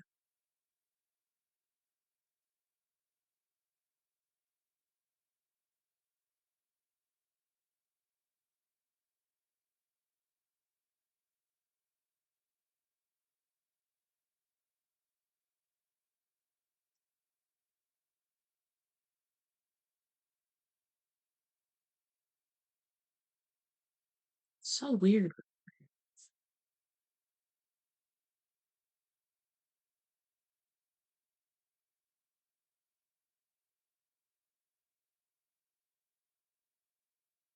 I don't even think that was supposed to happen in Florida.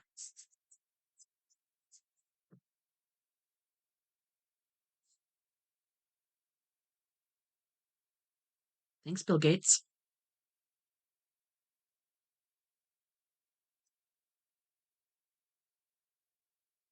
Wow. What the hell?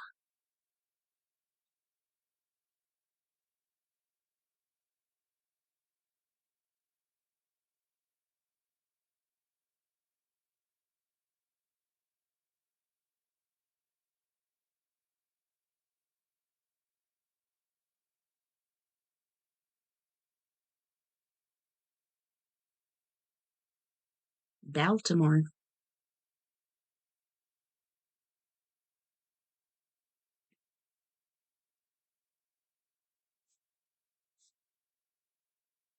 Oh, snap.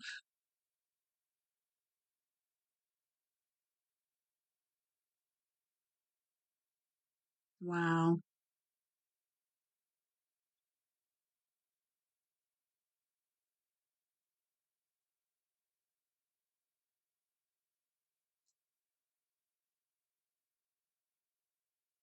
Magneto.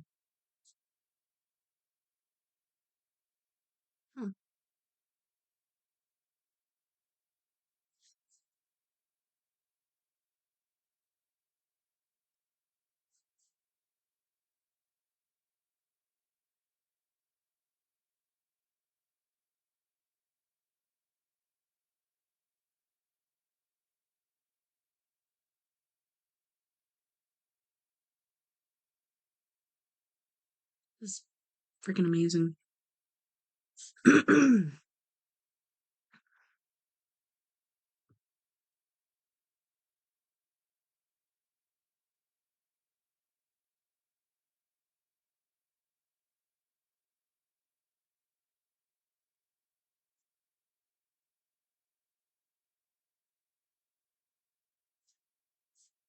What? Oh, I see it.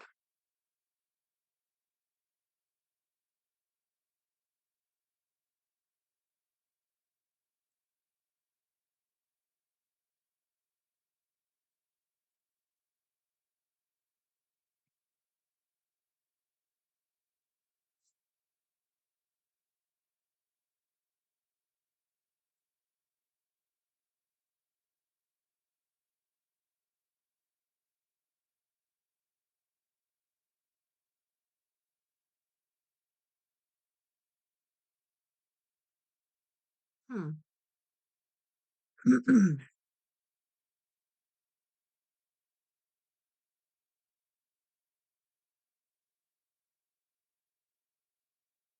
not saying it's aliens, but saying it's aliens.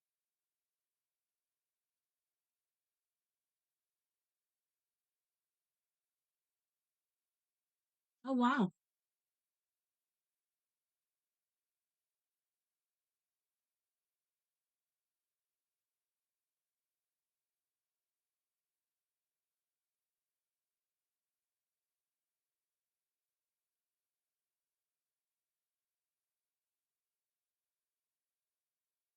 Wow.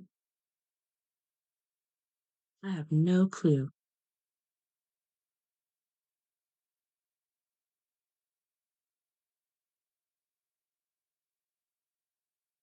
So weird.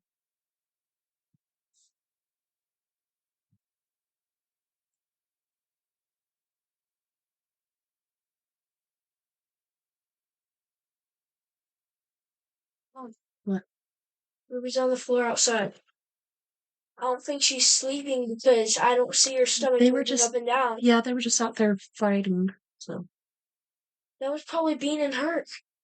oh, I'll be out of here in about 35 minutes. Don't come over here with your chonies. I don't know if she needs urgent help or something because I don't see any breathing movements on her stomach, and I can't hear any like snoring or something. Okay, I'll go check when I get out of here, okay? Yeah, Thanks, boy. welcome. You have 34 minutes.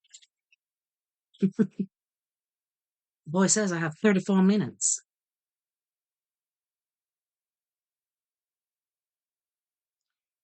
What? Oh my gosh, what the heck is that?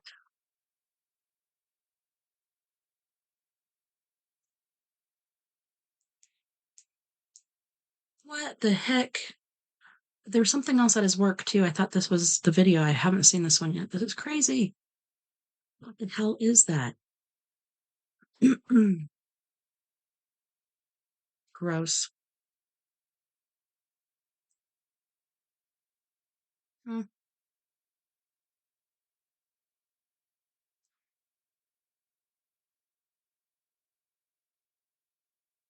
Oh no.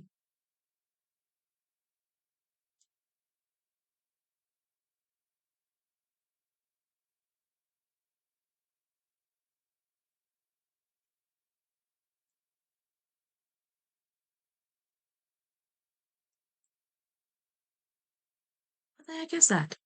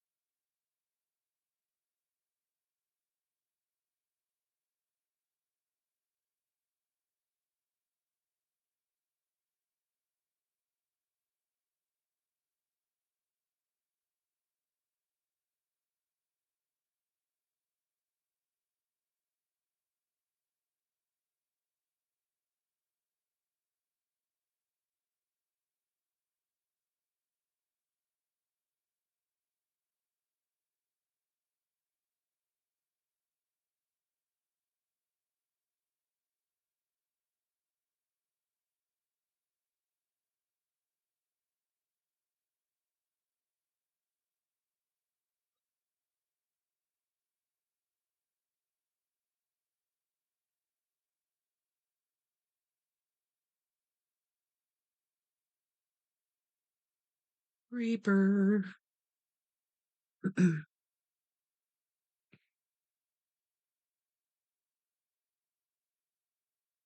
Wow.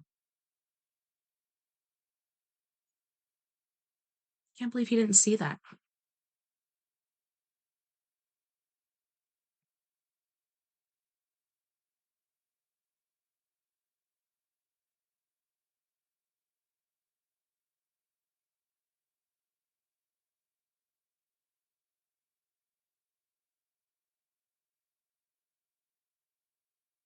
What the hell is that? Is that like a rake or something? Is it a damn Allen?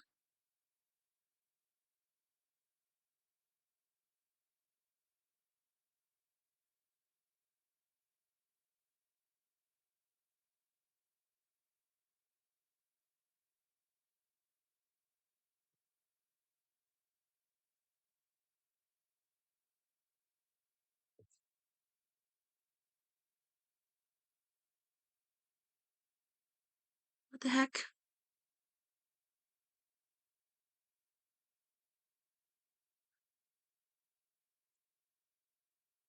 Let's play that back. I didn't see it. Did she say it was a lady? There's a lady over here.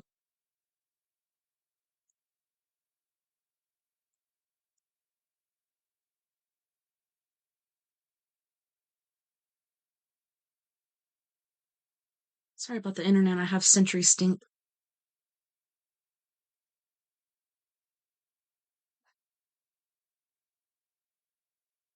Where? Oh, I see it. Holy crap. Oh my gosh.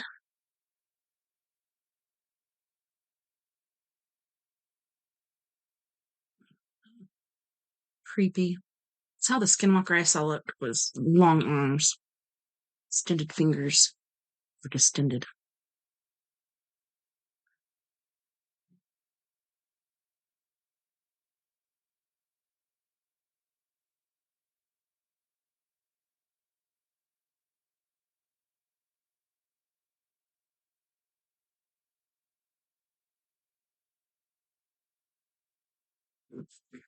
That ain't no hillbilly.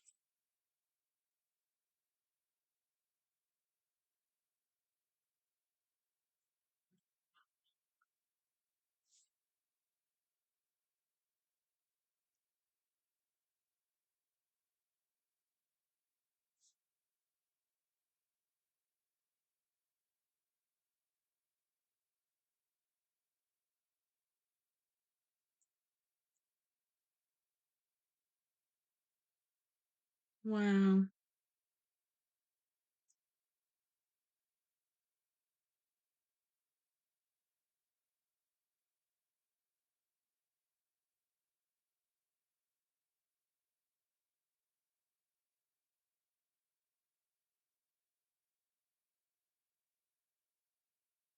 What?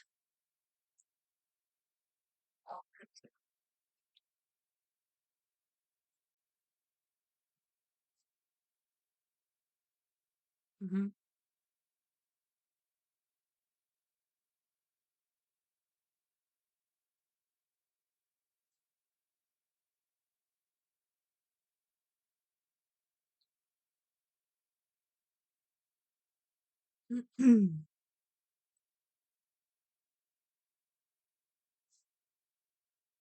Wow.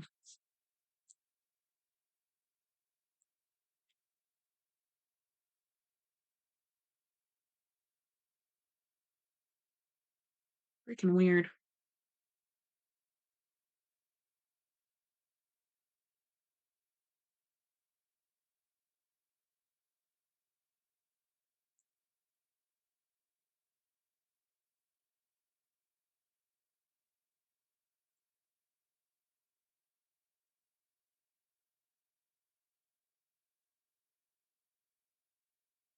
Wow.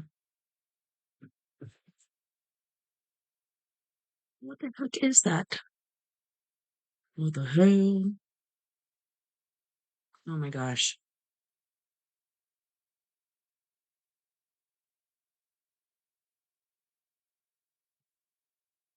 One the other day almost went in front of a train, but Missed it last minute.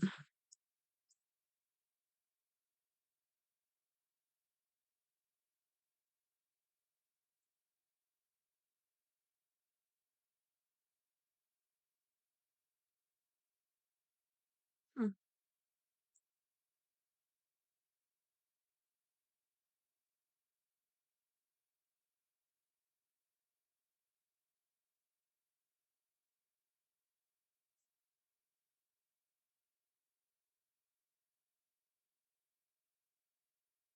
Yeah, that'd be interesting. I see dead people.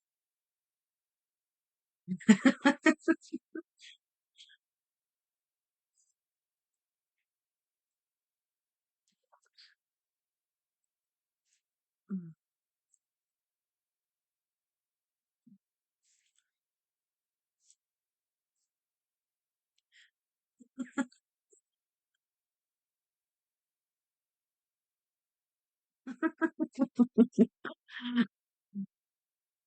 Be scared.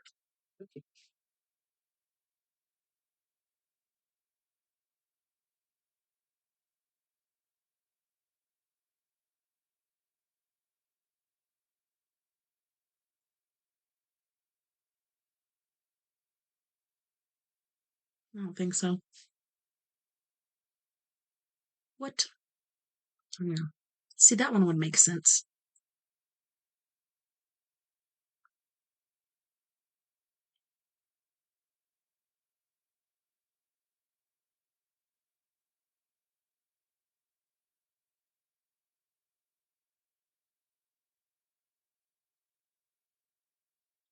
Oh, wow. Near the Conjuring house.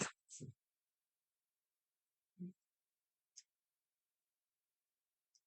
wonder if that's where Bathsheba is buried. I don't know.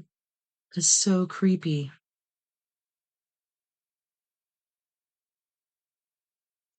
Yeah.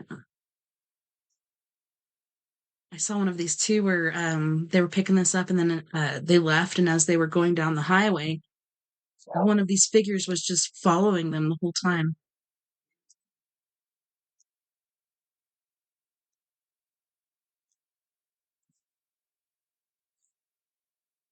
Mm-hmm.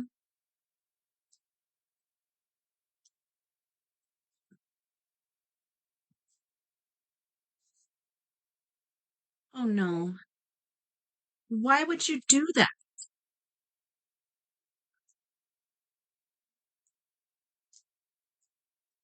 No, they got in.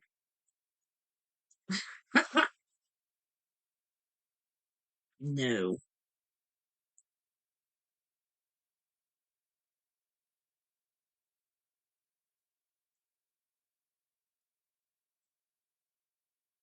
Wow.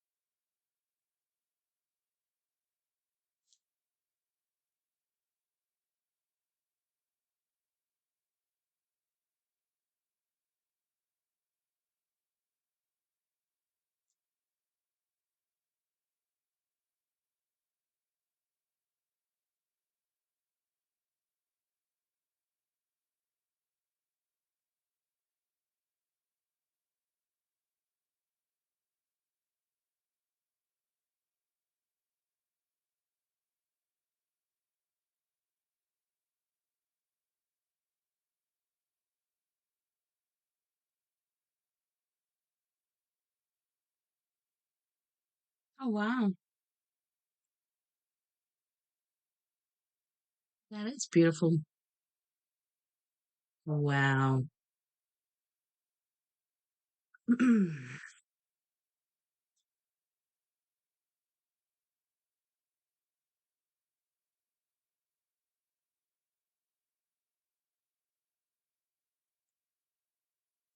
Wow.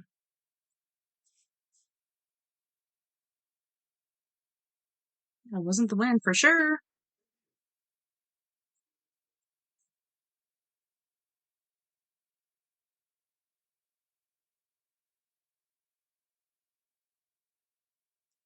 That is crazy.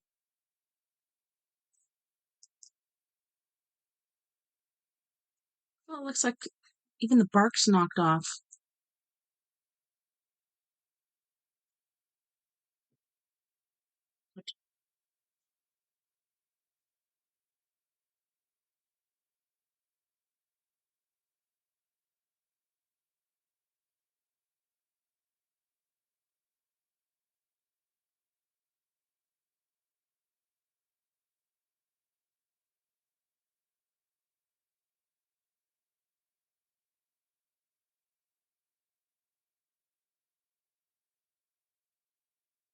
Wow.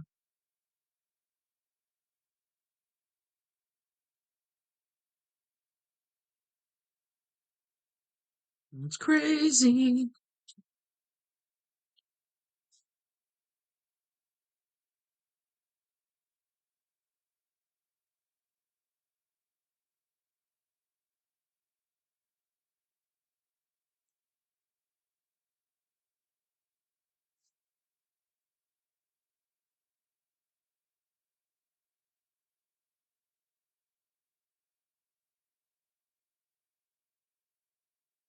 Mm-hmm.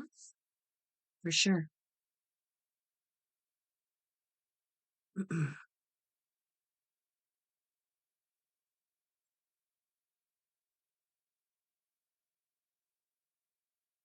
Splintered.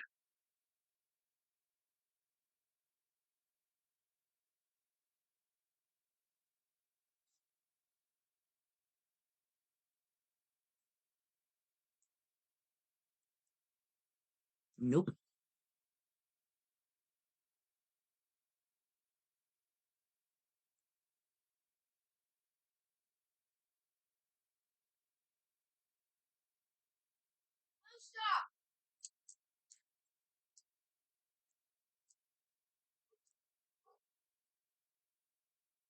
Killed a lot of clockmakers. It's a portal.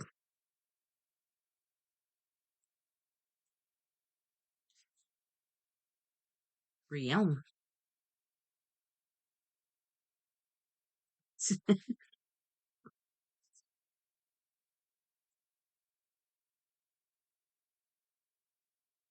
Mm-mm.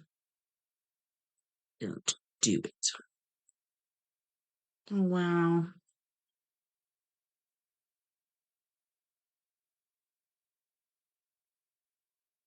Sounded like a door open? Crack.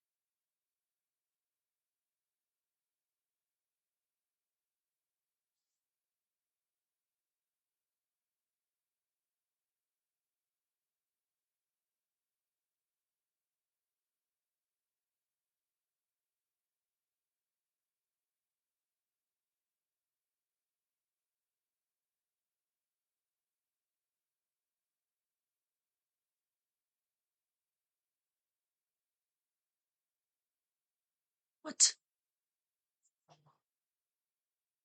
Did you see it?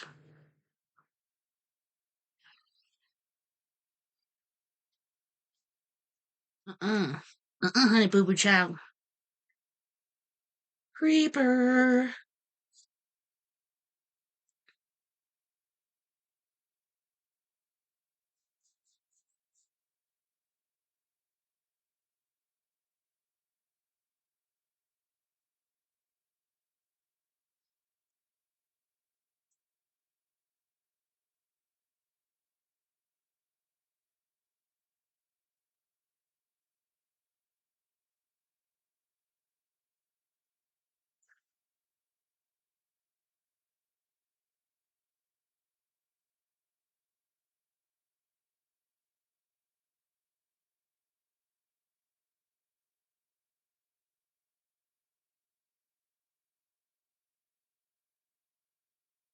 Yeah, looks like somebody's sitting there.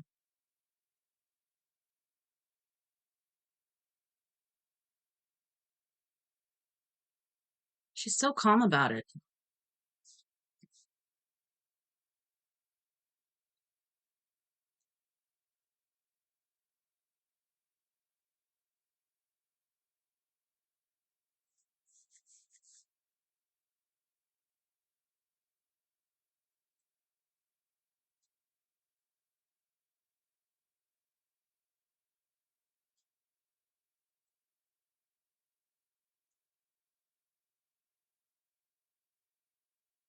Creepy. Don't buy used mirrors unless you like to be haunted.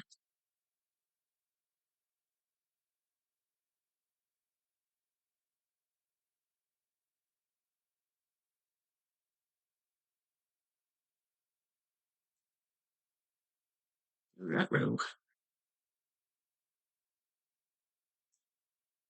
Uh-oh.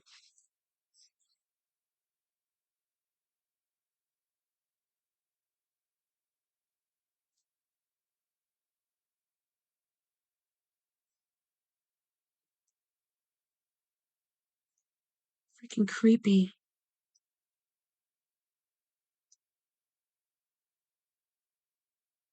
you see that shadow?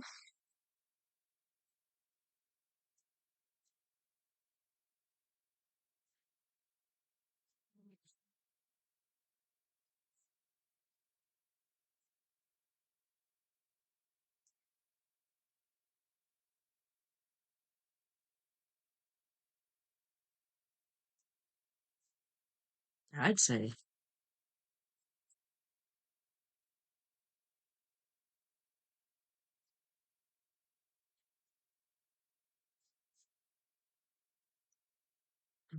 That's what I said. Don't buy used mirrors.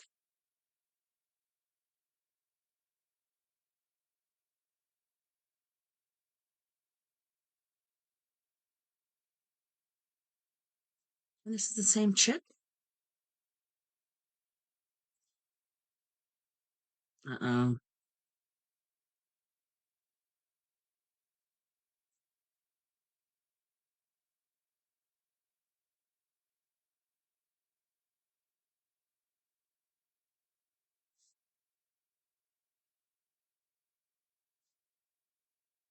Wow.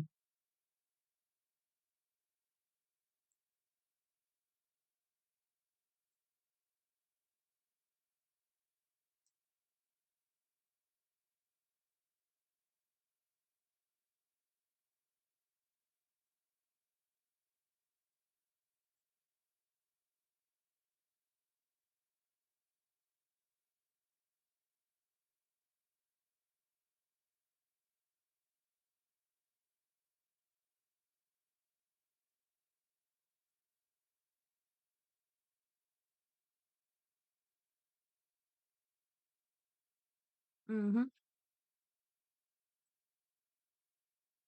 See, we were seeing stuff like that on when the Aurora Borealis was happening.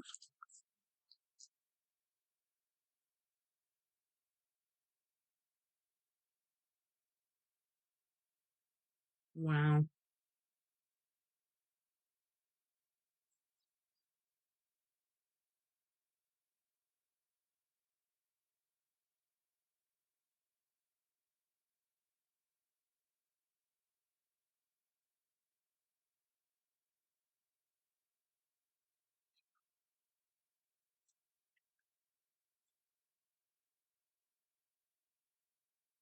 Oh wow.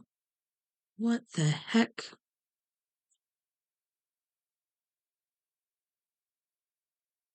Wow. Definitely one of those triangle ones.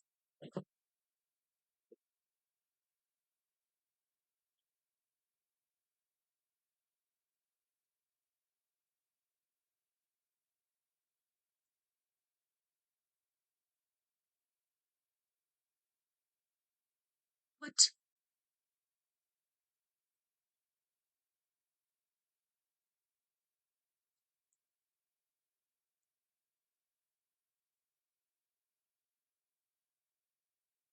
It's crazy. Every time I go to Phoenix to visit my mom and sister, I look for UFOs because we're right near the mountain and never see anything there. I've seen tons here. So freaking weird.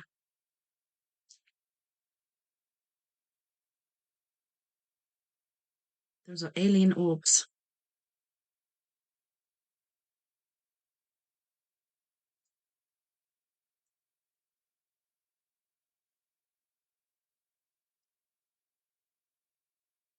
Wow. It's always around 8-ish here when I see mine.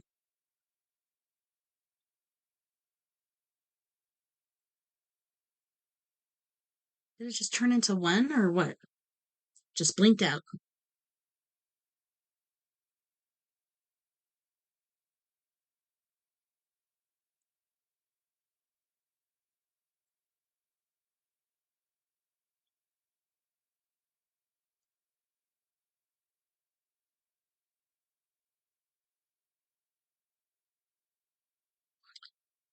Yep.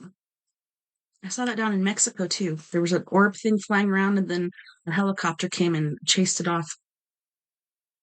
Which, why do they send helicopters? They're not even fast enough.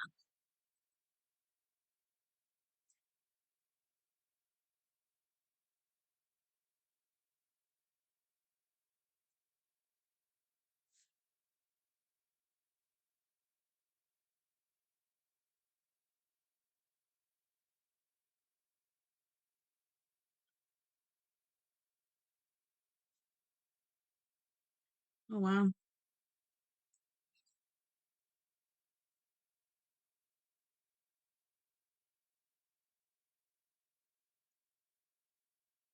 Definitely not a plane.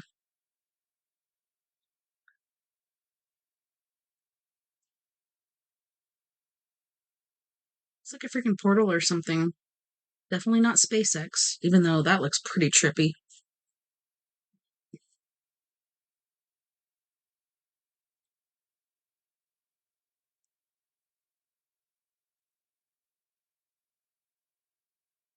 Oh, wow.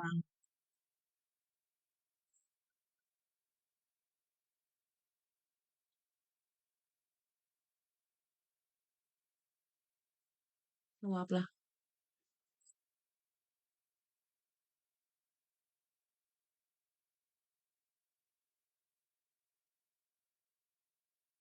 It's like this stuff has been happening and also shadows where there should be no shadows. It looks like the sun could be shining down there, but it's not.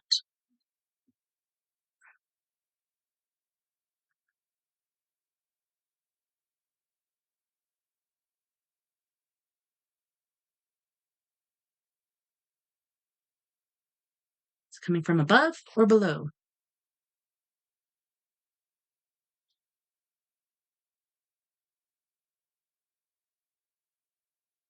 Wow.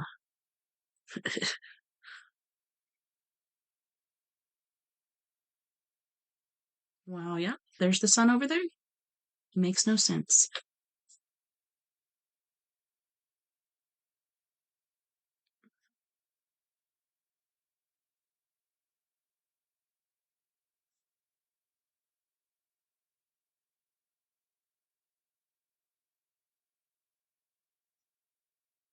Get closer.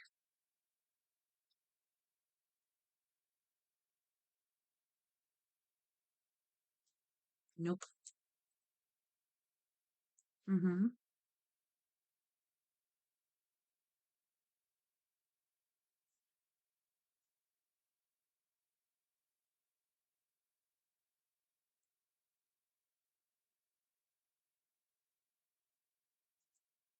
No, dude.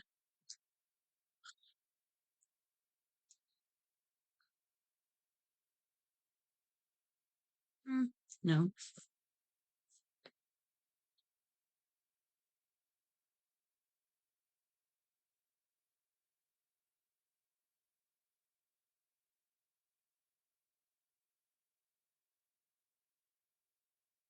You guys make sure you like, subscribe. This guy is always he's always got epic videos. Sorry. My language was not languaging there for a minute. But anywho's, yeah. Have you guys seen any weird things, like especially since the eclipse? I don't know, things in the sky as far as clouds, even the sun. People have been reporting seeing two suns. It's been super strange to me. Like the clouds don't even look real anymore. And there's so many different ones all at once. But yeah, it's been pretty intense, pretty crazy. I don't know what else to do. Man, I was really getting into that Hitchhiker's Guide to the Galaxy. That was super awesome. Um, Thanks, Adrian. Yeah, it's a really good book. It's been pretty interesting so far. I almost just kept reading it and still instead of doing the video, but I really like watching these videos and sharing them with you. So yeah, thanks for tuning in. Thanks for hanging out. I think I'm gonna cut it short tonight. I guess my dog is sick, my little Rottweiler pup. And it's funny because her sister has been sick at the same time. So I don't know what's going on. The lady that sold them or gave them to us said that they were all vaccinated, but she's been not feeling well and throwing up the last couple nights. And then Vern said today she was like foaming at the mouth when he put her out. I'm just hoping it's not parvo. I got her 2 things of bone broth because, in general, when a dog's sick like that, it always works for me when I give it to a dog. But he said she's just laying out there in the yard. My son said that about 35 minutes ago. So hopefully everything's going to be okay. But yeah, thanks again, guys, for hanging out with me, tuning in. Man, I don't even have anything planned for next weekend, I don't think. Nope, nothing there. I was going to do security tonight, but they didn't need me. It would have been nice to have that extra money. But anyways, you guys, don't forget, we're all in this together. Together we can make the world a bit better. And together, my friends, we are Paradox Media, because without you, there is no us. And like I said before, thank you so much for hanging out with me and tuning in. And no, I don't think it's rabies. It sounds like parvo, Adrian. I don't know. Until next time, nighty-night, love and light. I hope you guys have a wonderful rest of your weekend. Happy Memorial Day. I hope you guys have fun with your family, eat some good barbecue, have some good times. I'm definitely not working tomorrow. And take the day off. But thanks again, guys, for hanging out with me. Can't wait to do it again. Next weekend, I guess I'll just have to surprise you as well as myself. All right, see you guys later. Nighty-night, love and light. Take care of my ears.